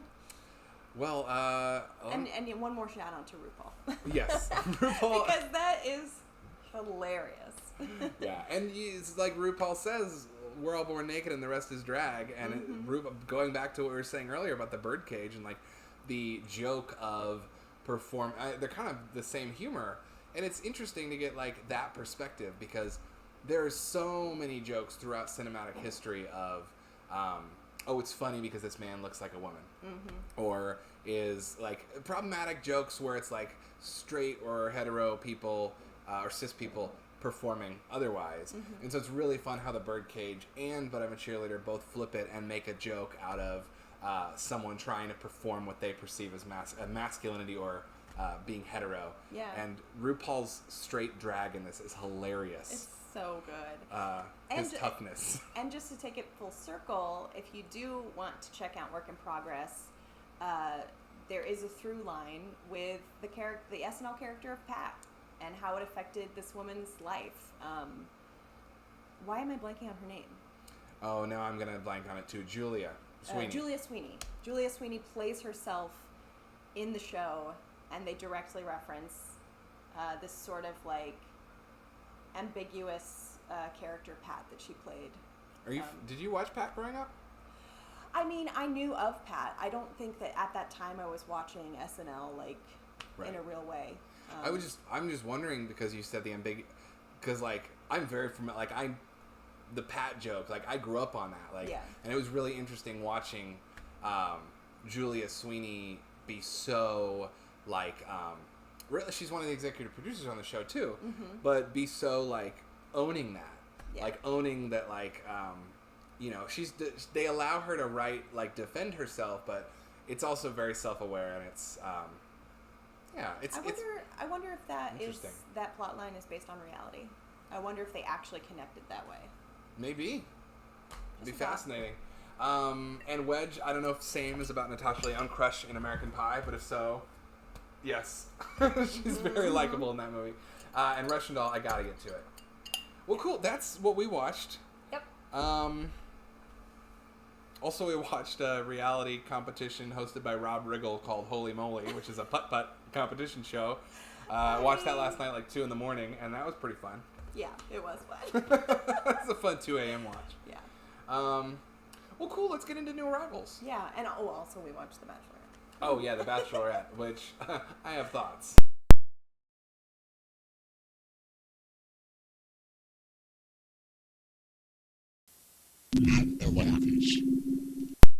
All right, hey, now coming on down now. That was all our thoughts on The Bachelorette. That was good. I should have. I'll let you take the lead on that. Okay. We got a short stack today. I'm going to breeze through them, all right? Got a couple tapes from a Facebook friend, Sale. First of those tapes is not particularly a rare tape. Not one that I'm trying to save from obscurity. Just a fun, universal, atomic age horror movie about a giant tarantula. You gotta respect a giant insect movie from the 50s. Just a fun one there. That's the 90s re-release of it. This one's a little harder to find. The box is kind of beat up, but I put in a little protector. This is actually a fantastic horror movie. I think if Glowcat was here, they would probably be like, oh, that movie rules. I'm not sure if any of y'all have seen it. Visiting Hours. This cover has always thrown me because it looks like a camera, like an old school camera. Is it a house? It's a hospital. Oh. So this would be a great double feature with Halloween 2, in the sense that they both are people stuck in hospitals overnight while there's a killer stalking them. This is super underrated. I saw this years ago when Netflix briefly had it. Can I see it? Yeah, but it's a really just a fun 80s slasher thriller about a woman who is in a hospital recovering, and overnight a killer is stalking her through the closed hospital. Just a tight, scary little thriller, and it stars William Shatner, I think as a doctor, but it's been a while. Oh, and we love this. Lee Grant stars as Deborah Balin, an outspoken television journalist who is brutally attacked in her home after delivering scathing editorial on women's rights. There you go. So, well, that's actually really, I forgot that. There's more going on in this movie than it seems. I'm gonna predict there are layers. There are layers. As there usually are with horror. As we've discussed often, horror is like 95% of the time political in nature. Yeah, I agree with that. This also follows an interesting formula that you like, or I don't know if "like's" the right word, but in the sense that it tells you who the killer is very early, shows you their face, and you know that's the bad guy. I don't know if I'd use the word "like." Yeah, but it's not like a whodunit. It's like I think it's a little scarier when you just the whodunit adds fun to it. You take that out when you just make it like a man who's scary. I think it's a very frightening device to do that. Yeah, and got some love for Tarantula in the chat. Yes, used to watch all those sci-fi movies with my dad, like The Blob and the original Invaders from Mars. My mom turned me on to the OG Invaders from Mars, which I watched on a rental with Holdenwook, as a lot of things as a kid. And The Blob, my mom turned me on to The Blob because she thought it was The Blob, but it was The Blob remake, which is much gorier and more violent. But same, I kind of like that boomer gift of their generation sci-fi. That's rad. I honestly kind of want to go through a little phase of Atomic Age, bigger, like the creature feature, because I know we've got Tarantula, we've got Them, Them is one of my favorite movies. That's the giant ant movie. Yeah. And that's actually really horrifying movie. I was about to say, aren't you kind of scared of ants, weirdly? Yeah, I don't like ants. Weirdly, I am. You know why? Is because there's so many. Yes. Spiders are it's one spider, put it in a little cup, take it outside. Ants are like... Where there's one, there's thousands. Exactly. Don't like it. Well, I just want to, put a pin in the last October on the stream. We did theme weeks, and we toyed with doing a creature feature theme week, but never really got around to it, so maybe we could do that this October. Yeah. And we could also even do, like, Atomic Age horror. Now, a lot of those movies you do kind of have to, like, be awake for, because... now, Invaders from Mars is entertaining as hell. So is Them. They're both short, tight. They're getting in, they're getting out. But there's also a lot of those, like The Brain That Wouldn't Die, that you end up seeing on a lot of, like, 100 sci-fi classics for $5 collections sort of thing, because they're public domain. Those movies, a lot of them, some of them are fantastic hidden gems, but a lot of them are 80 minutes of people talking pseudoscience lingo to fill a runtime so they have a B picture. Yeah. And you can tell which ones are made with love and which aren't. Yeah. He said when he saw Invaders from Mars as a kid, it was so scary that he hid under his seat for half the movie. Aww. That's very adorable. Fun double feature there is Invaders from Mars with either Killer Clowns from Outer Space, which is a parody of the Red Scare, because all these movies are about communists and Russians. Killer Clowns is a parody of the Red Scare alien invasion movie. Or you could watch Tobe Hooper, who directed Poltergeist and Texas Chainsaw, remade Invaders from Mars in the 80s. Pretty much a note-for-note remake, and the little boy from the original is one of the police in a fun cameo. Oh. I actually did that double feature in high school and had quite a fun time. That's cute. It's also really fun seeing how the effects are updated over, 30 years later. Yeah. That's an adorable story, Wedge. Cool. Moving on with the new arrivals. I'm a dum-dum. Look, we've been watching Kenneth Anger shorts, and honestly, one of my favorite parts about this collection is the experimental film section. Like, I really love experimental shorts, and I think they have a lot. They can teach us a lot about film history, especially when you when you take away the story and you just see what people's visual ideas are. You can often learn a lot about where culture is in a way that maybe a narrative film will hide from you. Anyway, I love Kenneth Anger, I've always wanted to own these, and as I mentioned on the stream, the 2 volumes of his work, the second volume was always really hard to find. It was always $80 or more, and I found it for $14, so I grabbed it. And then I realized, so that's this, volume 2 of Kenneth Anger's Complete Works. And it's in a nice paper digipack, and it's got a booklet in it with essays on the movies, so it's cool. And then I realized that this, which has never gone out of print, is volume 1 and volume 2 of the Kenneth Anger works for $15 with free shipping on Amazon, and has never been out of print. So then I thought, well, that was dumb to spend money on this when this has everything this has on it plus the volume 1. So I ordered this with the intention to flip this, but then this came and it had a booklet, and I thought it was cool, and I was like, maybe I'll flip the bare bones one instead and just look for the volume 1. So I googled volume 1, only to find that BFI put these all out on a Blu-ray with essays for $16 with free shipping, and I'm an idiot. Can you believe it?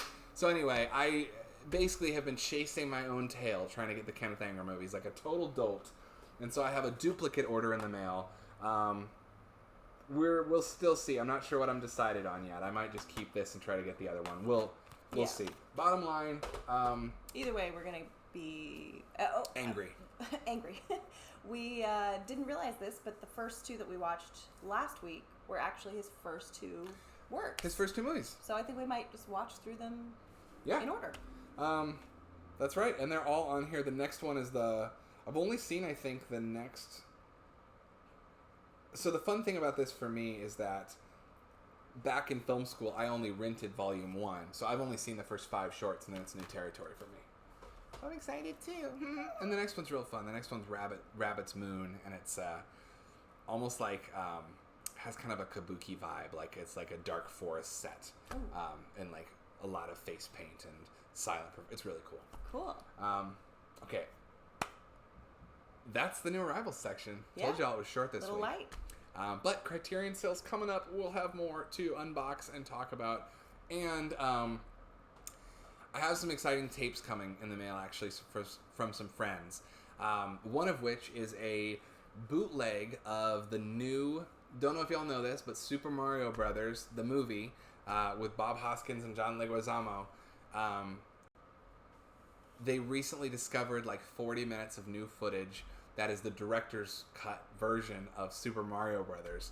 So that was put out on a Super Mario Brothers fan site for free, and someone I'm in a tape group with took that director's cut and bootlegged it to tapes in a really nice design with like blue boxes. It looks really cool. And so I ordered one from him to support that project. So that's something cool we'll get to take a look at, is the Super Mario Brothers lost extended cut. Yeah. And some other random tapes, and maybe, fingers crossed everyone, knock on wood, maybe even our Hong Kong rescue order will arrive, and we'll get into that. We'll see. So, let's, without further ado, jump into Movie Club. Yeah. I think we prefaced the stream with this was probably going to be a shorter one. So let's get into it. And we're moving it a little bit of a tighter clip tonight. Yeah.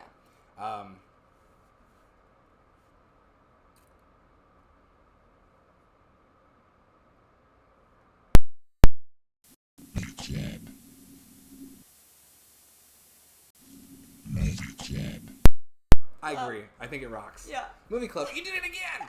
You had a good joke and I talked over it. I do think it rocks, Wedge. I'm excited. And it's free. It's out there. You too can watch it. You can stream it.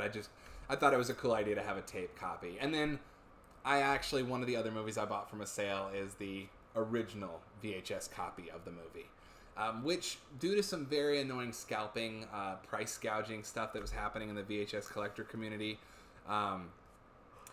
the tapes of Super Mario Brothers became are in a bubble right now where people think they're very rare. They're not. They're actually a pretty common tape. But this happened years ago with Disney Black Diamonds.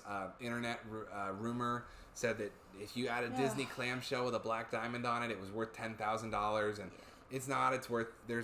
You can go down to your local Goodwill and find about 5 of them right now. I guarantee it for 50 cents. But guarantee. Yeah, guarantee. But it briefly creates a bubble within collectors' communities and on eBay. So I was stoked to just find a cheap copy of Super Mario Brothers because I've just been wanting to watch it. I'm not going to pay $40 for a tape that's worth $1. Yeah. Dab. So The Skin I Live In was our movie club pick. Yes. I need to take a quick bathroom break. Oh. Wait, no, you had it.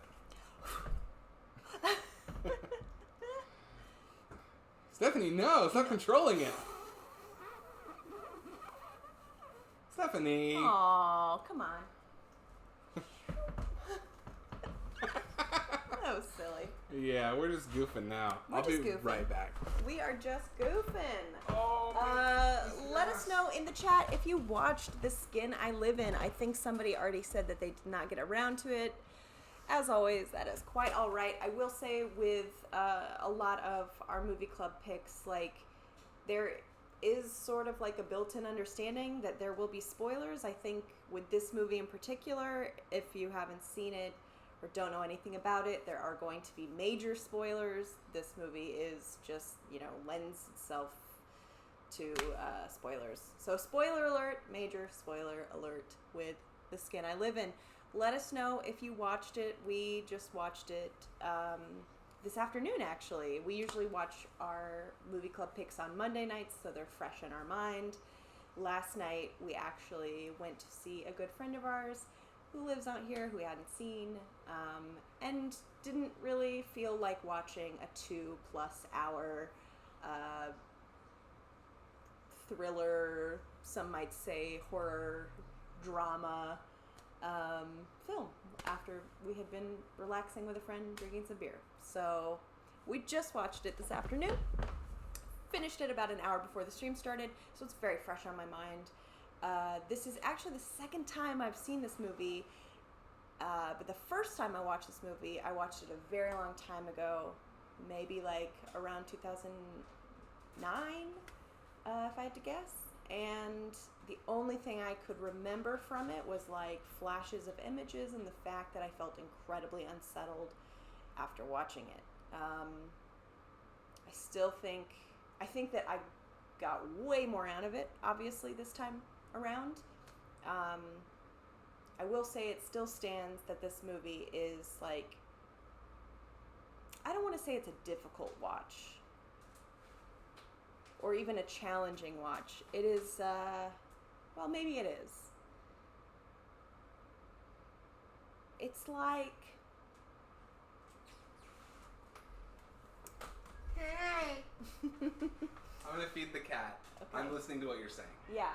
I'm trying to think of like the right adjective, because I don't want to say it's difficult or challenging to watch, but it kind of is. It is. I think it is. I mean, it's a tough watch. It's not like... It's funny because...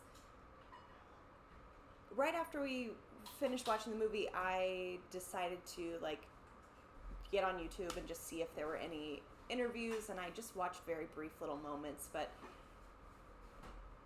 people were referencing the moments of humor in this movie, and I gotta say, like, I just don't think that there is humor in this film. I think that Almodovar is kind of known for being a humorist, or like injecting comedy into his films. This one, despite what other people were saying, was not one of them for me. I think it's funny. I mean, I'm just throwing that. I just wanted to be contrarian as I sat down because I thought it would be a funny bit. Okay, so yeah, I think that this movie is just like, it's just heavy. It's just, yeah. I have some thoughts, but Adam, I'm going to let you kind of jump in with... I'll jump in. Yeah. Well, okay, it had been a long time since I'd watched this as well, and we are in spoiler territory now. Oh, I did a heavy spoiler alert. Word. Well, just to let y'all know, if you do need to dip because you don't want this movie spoiled for you, make sure to follow us on Insta, because that is where we'll post the movie club pick. Mm-hmm. I've got a few I want to pitch this week. You might as well. All right. We'll figure out what it is. Anyway, okay, my thoughts on The Skin I Live In. First of all, if you want to dip out for like 10 minutes or so, we'll probably be spoiler free. If you want to come back to help us vote on yeah, I think that's fair. Pick. Yeah, totally. For a timetable, 10 minutes? Yeah, I mean, I'm not setting, No, I'm not sure I have more than 10 minutes worth of observations. I love Almodovar. He's one of my favorite directors. And I do love the way that he... I was reading a little bit about this movie before going into, honestly, because I missed the first 20 minutes. And so I Googled it to see what I missed and ended up seeing some other stuff, reviews. So the thing about Almodovar is that he never really sticks to a genre. And this is part dark comedy, part body horror, part thriller, part romance, part family drama, very melodramatic, as most of his stuff is. He tends to... he's a soap opera artist. He takes plots that would be at home in a soap opera and he sets them on these beautiful pastel sets, and he brings them to life with characters who act often irrationally, but it really is like that melodramatic soap opera vibe. And so this movie is mapping that, his sensibilities, I would say a little bit like more matured. I'd say this movie like is part of a movement of his where he's a little older and feels more like something like Voltaire or Bad Education, in that it is more grounded than something like Women on the Verge of a Nervous Breakdown, or Talk to Her even. So, okay. Do I think it's difficult to watch? Yes. Because this movie is about, and here's the spoiler, this movie is a body horror movie about really gender dysmorphia as a mad scientist movie. And so it's already campy and silly because it's playing with like an obsessive mad scientist in a kind of a Frankensteinian way. Frankensteinian? Sure. But yeah, the character of Vera is transformed from Vincente into Vera against his will, and then adopts her new gender identity. But the horror of it, I remember being like the breath taken out in theaters, and it's still very on edge watching it now. Like the idea that you would wake up from a involuntary gender reassignment surgery is scary. But I think that for me, it's horrifying because it's your body. It's the autonomy being taken away from your body. Your most vulnerable private parts being taken from you. In this case, literally, and that's really scary. But I think that one of the ways this movie really interested me this round was that as a cis person made me understand gender dysmorphia. You're taking the words right out of my mouth. I think it's a very interesting exercise in empathy as a cis person to feel that sort of existential dread and feel that like lack of control, the sinking feeling and like, really taking that in and understanding the feeling of dysphoria, gender dysphoria. And one of my main things that I thought while watching this was Almodovar, I don't think, is interested in one-to-one analog metaphors. No. I don't think that you can watch any of his movies and say, this character represents this thing, and this is the point that's being made. I think he much more... Kat, if you nuzzle that tripod... I think he's much more interested in playing with a lot of ideas at once, and if they evoke some sort of a reaction or feeling, good. But this movie's very all over the place because, and I don't mean that's not a criticism. That's an interesting, good thing. The character of Robert, the doctor, Antonio Banderas, he's both villainous and heroic. On the one hand, he represents the patriarchy. He's trying to force Vera to wear dresses, to be more feminine, to wear makeup. He wants to turn her into a woman and force her to confine. And in this way, he very much represents this like patriarchal, societal like elite. This doctor, this surgeon, and he's very villainous. But on the other hand, there's the character that is transformed oscillates between existential body horror of their trying to hold on to their pure identity and who they are, and the gender fluid acceptance of themselves as a woman. And so Antonio Banderas is both a captor and a liberator, and Neither, and both, and it doesn't matter. Because the idea is really just playing with the messiness of these themes. Yeah. And playing with there's really a lot to unpack here. There is so much to unpack. I think to kind of add to what you're saying about like the layers of this movie being about the patriarchy, I think that there is so much in this movie about men taking control of women. It's very much about the male gaze and male dominance over women. Like, it starts out right away, you like see his character has huge paintings of nude women on his walls, and then cut to his giant screen of Vera with her back turned, looking like a Renaissance painting, hanging on his wall that he's admiring. It's really interesting, like, how much this movie has to do with men having dominance, control over women in every aspect, sexually, emotionally, everything, to the point where to control this situation, to control this person, he literally transforms him into a woman. Yeah, I was going to say he can't subjugate him unless he makes him a woman. Yeah. And to your point, you made me think, I missed the first 20 minutes, so I forgot the Renaissance paintings on the screen, but those Renaissance paintings are often of mythological or biblical figures, which in turn offers us this, like, Adam's rib sort of thing, and the idea that the evil doctor is God, and this is the creation of life, and the pain of being alive, and the pain of being in a human body, and trying to figure out who you are within a world that is telling you to be one thing. Yeah, and I just want to say that there's the cat is. The cat is browsing. He's browsing for a movie. This is straight up the movie he just picked out. Shut up. Buddy, you want to watch a movie about cats? It's not really about cats, I gotta warn you. That's a Chinese remake of La Femme Nikita. What's up, Nikitams? Okay. Yeah, I mean, there's just layers on layers. The way that he, it reminded me, like,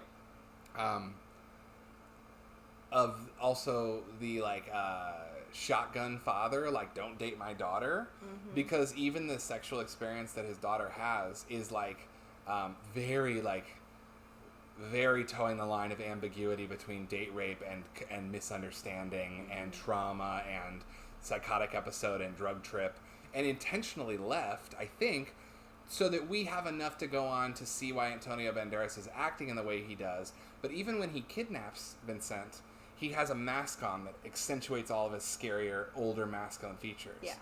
And it very much is the, like, even he loves his daughter and he loves his wife, but he also pushed them both to death and he doesn't understand it was him. He forced his wife to live as a burn victim because he couldn't stand to be without her, and she couldn't bear the way she looked, because she knew that it wasn't the way he wanted her to look. As we see, Vera is the way he wants a woman to look. Yeah. And same with his daughter. She reacts as if he's a predator, and we're meant to kind of feel some sympathy for him, but he is a predator. He's been forcing her into this life, and now he's forcing the drama of inflicting trauma on Vincent onto her and making her weirdly responsible for what he chooses to do. Yeah. I think in many ways this movie is about, like, I think Pedro Almodovar truly loves women and sees them as, like, maybe to a problematic degree of gender generalization, but I think that he sees women as a little bit more enlightened than men, and I think that in many ways Vincent to Vera is that character I think that we look at Vincent and we see the way he overtly flirts and tries to get girls to do drugs, and we see a situation that looks like date rape and maybe technically isn't, but we understand how Vincent, if he keeps on this path, might actually end up raping somebody. And Vincent is liberated from that and becomes a being of empathy and love because of the transformation. Yeah. So, I mean, this movie has a million things going on. I would really love to speak to a trans person about this movie. That they owe me an explanation, but I would love to know what a trans perspective on this movie is as well.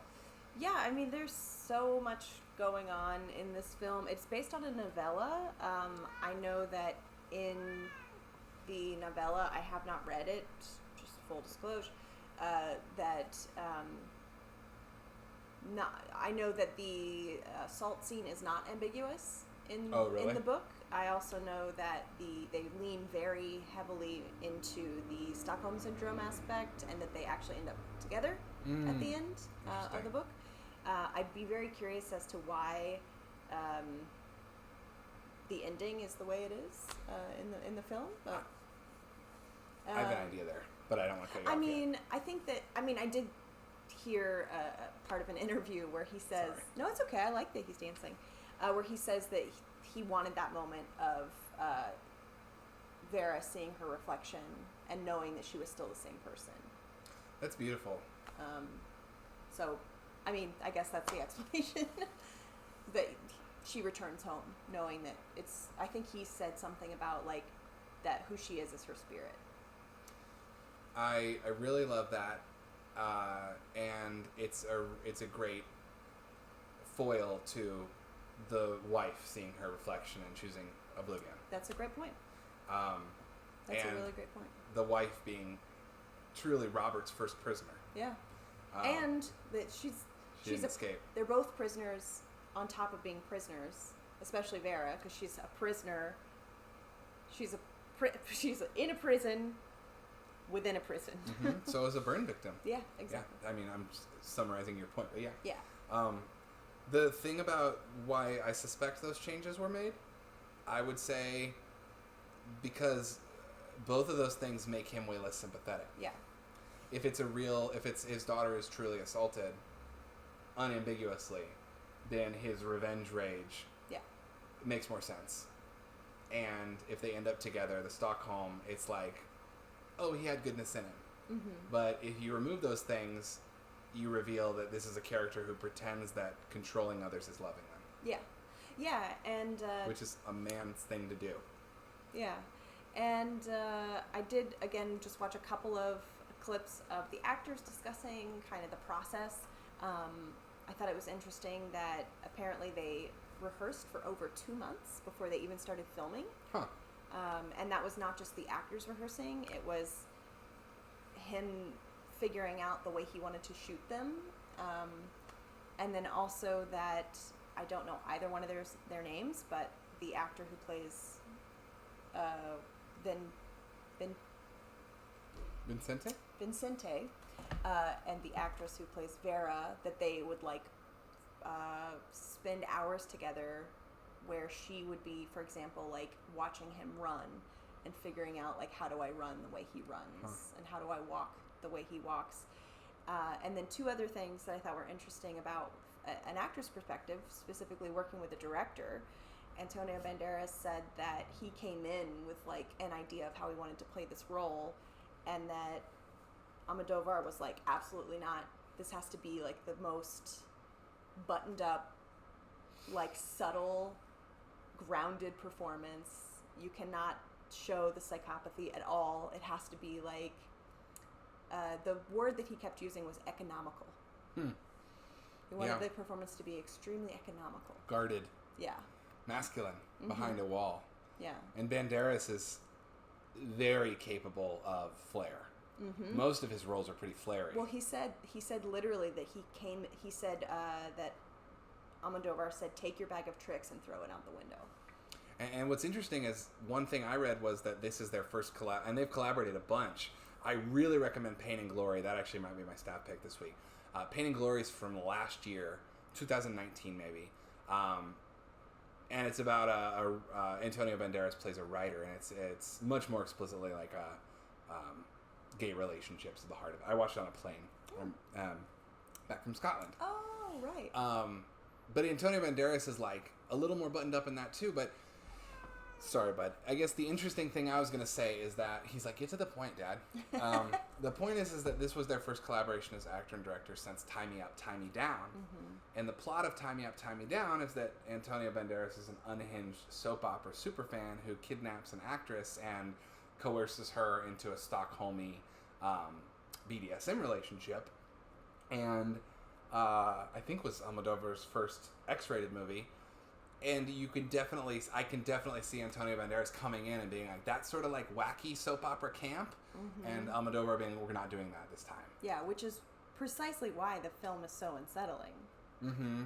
And even the palette is so much more muted compared to like, I don't know if I've said on here and I've said to you, I went through a little phase and watched a lot of his movies. Like we both did when we were younger, like just going to a director's wall and eating it up. So I'm not sure how many of his other movies you've seen, but this is an interesting, if it's your first, it's a really interesting first one from him because it's like, it would be like watching your first Wes Craven movie being a slapstick comedy. Yeah, and I'm very curious to watch other works by him. He's really great. Yeah. Well, we hit our 710, or our 510. Yeah. And it looks like our viewers went up by a few, so I think our buddies are back. So let's pick our staff picks. Yeah.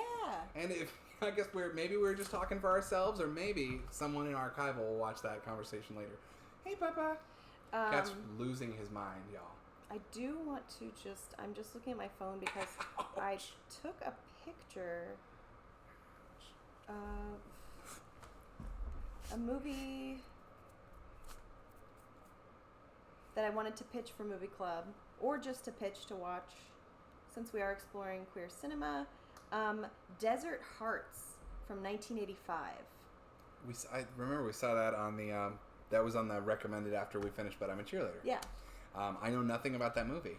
I don't really either. I just, you know what? I'll just quickly break it down. Give it a. Sounds like it'd be a good Debbie feature with Thelma and Louise. Yeah. Well, I had three preloaded as suggestions for a movie club pick. So I say maybe we can open it to a poll, or maybe we can just. I want to hear about this because I know nothing about this. And by the way, two of my suggestions are movies I have not seen. One is a movie I've seen. Okay, so a New York professor divorces her husband and has an affair with another woman in 1959 Reno. Cool. The Wedge says cool name. I only wanted to pitch it because I had never heard of it, and in its description on Amazon Prime or wherever we were watching, But I'm a Cheerleader, it said it was like one of the seminal queer films of, you know. And it's from the 80s, right? It's from 85.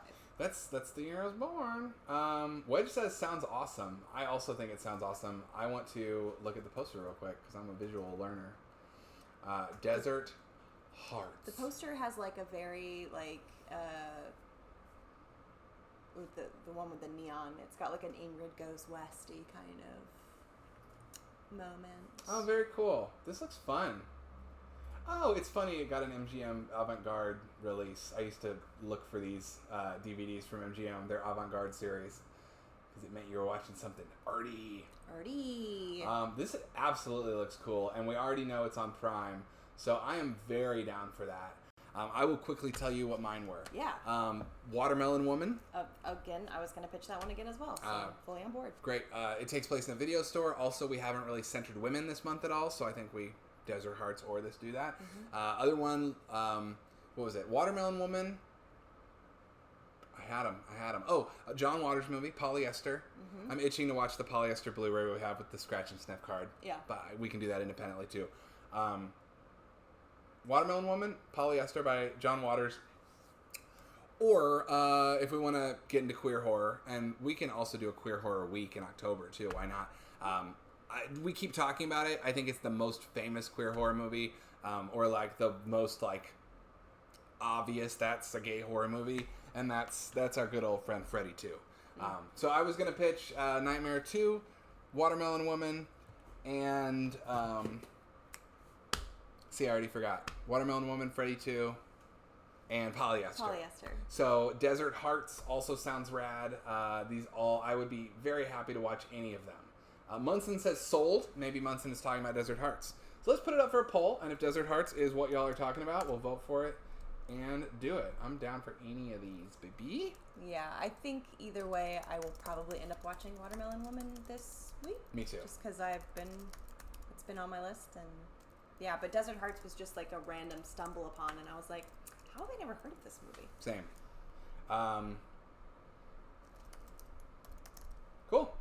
All right, y'all. That's a good list. I'm going to go ahead and allow additional votes this time, too. So if you want to vote for more than one, you can. Oh, no, you have to charge people bits for those? Never mind. Here it is, 5-minute poll. Cool. There's only a few of us here, so... it was the Ingrid Goes West comparison on the poster. Oh, yeah. Sold. Well, word, y'all. Yeah, this is a good list. Personally, I am leaning... I also, gotta say, I also was like, Portrait of a Lady on Fire. We could make a movie club pick, because I believe it was your staff pick pretty early on. Yeah, it was my first staff pick. Mm-hmm. I don't think we ever movie clubbed it. Yeah, I mean... Did we? No, we didn't. Okay. I am always down to movie club that movie. I love that movie so much. It's the last movie I saw in theaters before lockdown. I love what our last movie we saw in theaters before lockdown says about us, because yours was... They're both same-sex bonding movies, in a way. Yours is Bad Boys for Life. Bad Boys for Life and yeah. Portrait of a Lady on Fire. Honestly, probably pretty good double feature. Yeah, I was about to say, I'd watch those back Women to who back. love each other and men who love each other. Have yet to watch any John Waters. That of yesterday, I've now lived in Baltimore twice. Well, it sounds like we're overdue for that. Also, Great Job Nerds gave me that polyester as a gift for either a birthday or Christmas, so there's already a connection to the club. Mm-hmm. We got one vote for Desert Hearts. Look, I honestly think my vote...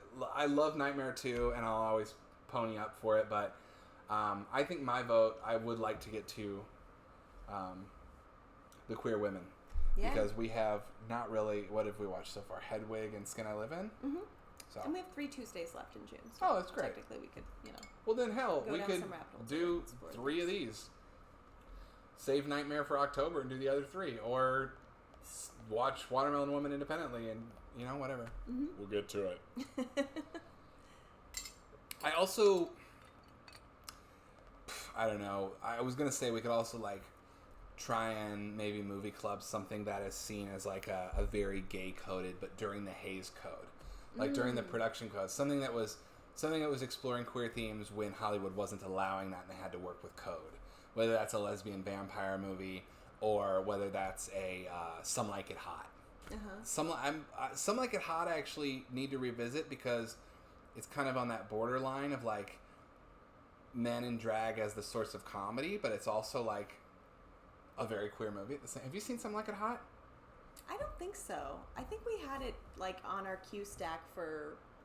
It's the best. Forever. We're watching that. Yeah, I would love to. Okay, maybe it won't be a movie club pick. I don't know. Looks like Desert Heart's taking it. 2 votes. I say let's go for it. Cool. I think we should Sounds go for it. Sounds great. Yeah. Word. I totally forgot about that. I saw that thumbnail too and was like, that looks cool. And then I went to the bathroom and forgot about it. That's why I just held my phone up and I'm taking a picture of this because I will forget. Grateful that you did. Well, cool. Y'all, we are reaching the end of the stream. It's a little shorter tonight, 2.5 hours, but we still, or I guess 2, we started late. Mm-hmm. So a little shorter tonight. Hopefully we have some fun new arrival stuff that comes in the mail this week. We can show you next week. And I also feel like today, for us and for... Excuse me. Oh. I know. Oh. It's all the green tea. The green tea. I honestly, maybe it's just the heat, but today feels like a sleepier day. I definitely feel sleepy. I think it is the heat. I think we need to invest in some fans. We need to get a box fan. Yeah. Yeah, today just felt like I think today's stream, and sorry if this impacted our energy level, but today just felt like a lower key stream. It's probably also that we watched a movie in the middle of the day, which we hardly ever do unless it's a Sunday. Yeah. And we're just lounging around. True that. Yeah. Which, by the way, that just makes me want to watch Empire Strikes Back. I That's know. the next Sunday movie. We've been doing the Star Wars Sundays. Oh, yeah, we have been. Yeah. Maybe we should just keep that up. Dang, I want to watch Empire now. Well, cool. Our movie club pick is Desert Hearts, 1985. It is on Amazon Prime, I think for free. Desert Hearts, 1985. My staff pick and Steph's pick. What do you want yours to be? I gotta jump right in and say mine's gonna be But I'm a Cheerleader. Word. awesome possum, and I mean that movie's so good. What do I want my staff pick to be? I don't know. Can't wait for you guys to get to Return of the Jedi. Oh, I know. This has been really fun. I admit that I was a little like, we're gonna start with episode 1 and go all the way through. But now that we're in it, I'm like, yeah, bring it on. To the point where I was like, wait, why aren't we watching Rogue One? I was like, well, hold on. I know. It was really funny. I felt like I kept asking if you wanted to watch Star Wars, and you're like, yeah, kind of. And it was kind of like pulling teeth. And then once we started it, the other night, you're like, why not Rogue One? And I was like, we're watching 9 movies. I know. I was like, yeah, but that's where they steal the plans. And it's in order. It is in order. I'd be curious I don't think I've seen Rogue One since theaters. I did not have a favorable opinion of it. And I think I probably owe it a rewatch. Although I gotta say, I do remember now, I did try to rewatch it after it came out because I thought I was a grump. And I was like, the same thing where I was like, I'm just not feeling this. It's fine. But whatever. Well, what's your staff pick? Return of the Jedi is my personal favorite as well, Wedge. That's cute. Yeah, I mean, I think Empire is objectively the best movie of the bunch, but Jedi has Jabba's palace and the Forest Moon of Endor and the climactic fight with the Emperor and Vader. I mean, it's so fun. It's my favorite as well. I know it's not a popular opinion, but fuck popular opinions. I just grew up loving the creature effects from Jedi, and it was the one I always wanted to watch as a kid, and it still makes me just feel that way. And I think it's a great balance of little kid stuff and grown-ass adult stuff, and I know that a bunch of teenagers were told that they were going to go to the Wookiee planet and got Ewoks instead, and they were frustrated, but it wouldn't be Star Wars if there wasn't a large contingent of teenage nerds angry at it. It also does have the best space battle, for sure. They really they were like, okay, we know what we're doing, because Empire is so much of we'll get into it. Hey, look at that. Hell yeah, 3 Jedi fans. Is my fave too. Well, let me just say I am excited to revisit it. Mm-hmm. It rules. And we're probably going to have to watch the theatrical cut of Jedi 2, even though it won't be as high def. I don't think I can bear to put all this emotional labor into it and then have Darth Vader yell no at the big moment. Same. But we might watch the Blu-ray of Empire because the changes to Empire are the most minimal of any of them. We'll see. But yeah, it really does feel like they were like, okay, we did the second one was like a chase movie. Do you guys want to do the first one again, but with all the resources of a incredibly successful or the most successful movie franchise of all time? Mm-hmm. The first Star Wars is like, cool, we'll do it. We pulled it off. By the time Jedi comes along, it's just like, let's do that, but with a shit ton of money. Yeah, we've got to know, please do not watch a special edition of Jedi. We will not. Fine with that. That's my vote anyways, so. Word. What's my staff pick? Glad we're all on the same page. Yes, and what is your staff pick? What is mine staff pick'ems? Oh. Well, I said earlier that it might be Pain and Glory by Almodovar. That is a good one. Well, you know what? I'm going to go ahead and say Talk to Her by Almodovar. Talk to Her, I think, is his best movie. I briefly mentioned, I don't know if it was this stream or last week's stream, when we were talking about, actually it was just a friend we hung out with last night, talking about me and my nerd friends and how we all made top 20 lists for the aughts after the decade ended. And Talk to Her, I think, was like my number 7 for the decade. So if I'm going to put it at that rank, that by Ebert's law, that means I also must consider it to be my favorite Almodovar movie. Oh. Ebert famously said, don't use the phrase one of the best movies of the year in your review unless you're willing to put it in your top 10 at the end of the year. So, Talk to Her, 2002, Pedro Almodovar. It is about a bullfighter bullfighter in a coma and the different people who are in love with them. And they are, it's a good representation of non-binary. It's also a bizarre romance, and it's really a beautiful movie. The real question is would it be a good double feature with While You Were Sleeping? It would, actually. It would. I think, weirdly enough, it would. And now it's my turn to take a picture, so I don't forget. Ah, yes. All right. Okay. This is my little kid Dracula. Well, thanks for tuning in, y'all. This was a sleepier stream, but I had a good time. Me too. It was fun. Ooh. Well, I'm very excited about Desert Hearts. I'm very excited that Munson, you watched both of our staff picks last week. That's so fun. That's really awesome. It warms my heart. Yeah. Yeah, and as always, great to have our regulars here. And shout out to people who will be watching this after it airs. Hello? After. Also, Wedge, I agree with you. I didn't want to admit it on a stream, but I agree the special edition of Empire is fine, and I also like the shots. That was the one thing I understood.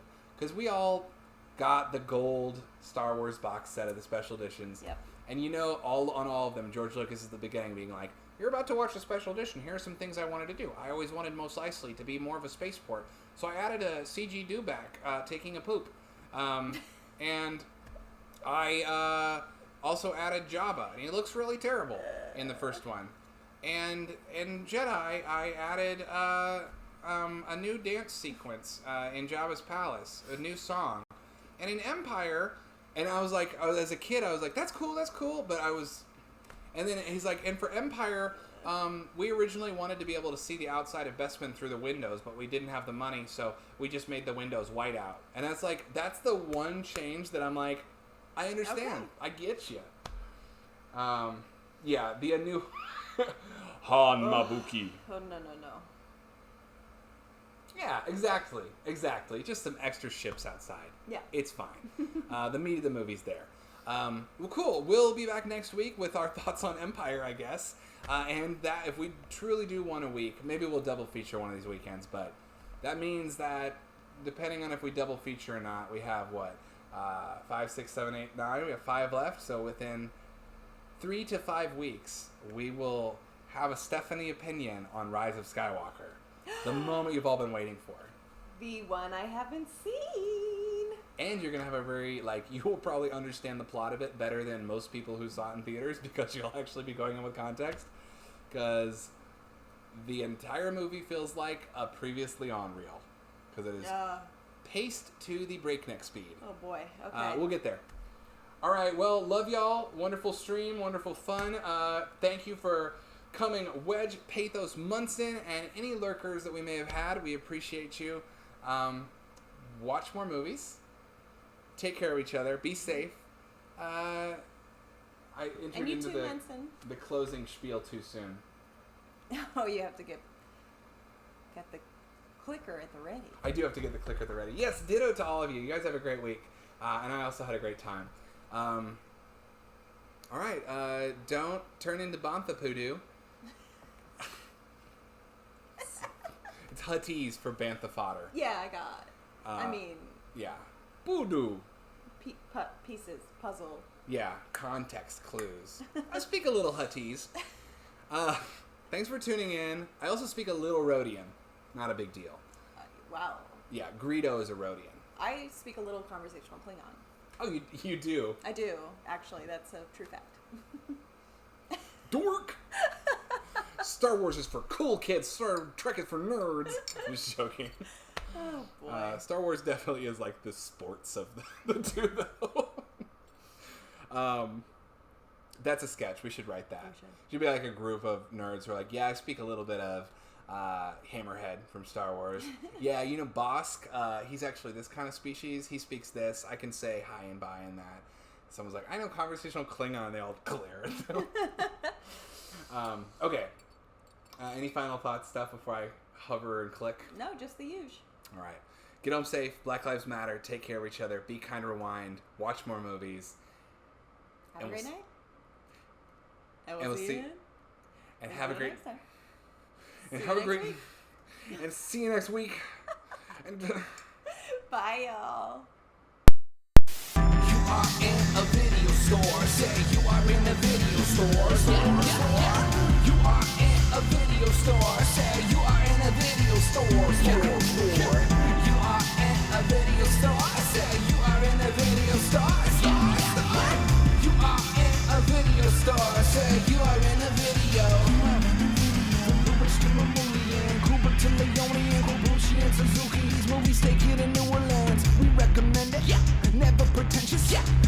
never ending. Yeah, just where our head is. Yeah, Ace One Kauai and Slaughterhouse 5. Those Hollywood nights are Hong Kong on fire. I could watch it all night, but stop and rewind. Watch it again, you're strapped in, ain't no stopping the ride. Ask Ginger Rogers the time. Swing down to Broadway and lights. Ishii, Miike, Tarkovsky, Almodovar, Von Sternberg, Dietrich, Garbo, Garfield, Heathcliff, Transformers over on the 80s TV show. You need a hand, we can reach it. Move in silence like Bernal Melius Mishu. Spending afternoons with Maya, then watch Freddy Got Fingered. It's all love for that silver screen, baby, what that TV do. And we here every week too, so don't you touch that dial, bruh. We ain't skipping the previews. You are in a video store. Say you are in a video store. You are in a video store. Say you are in a video store. You are in a video store. Say you are in a video store. You are in a video store. Say you are in a video. You are in a video store. Say you are in a video store. You are in a video store. Say you are in a video store.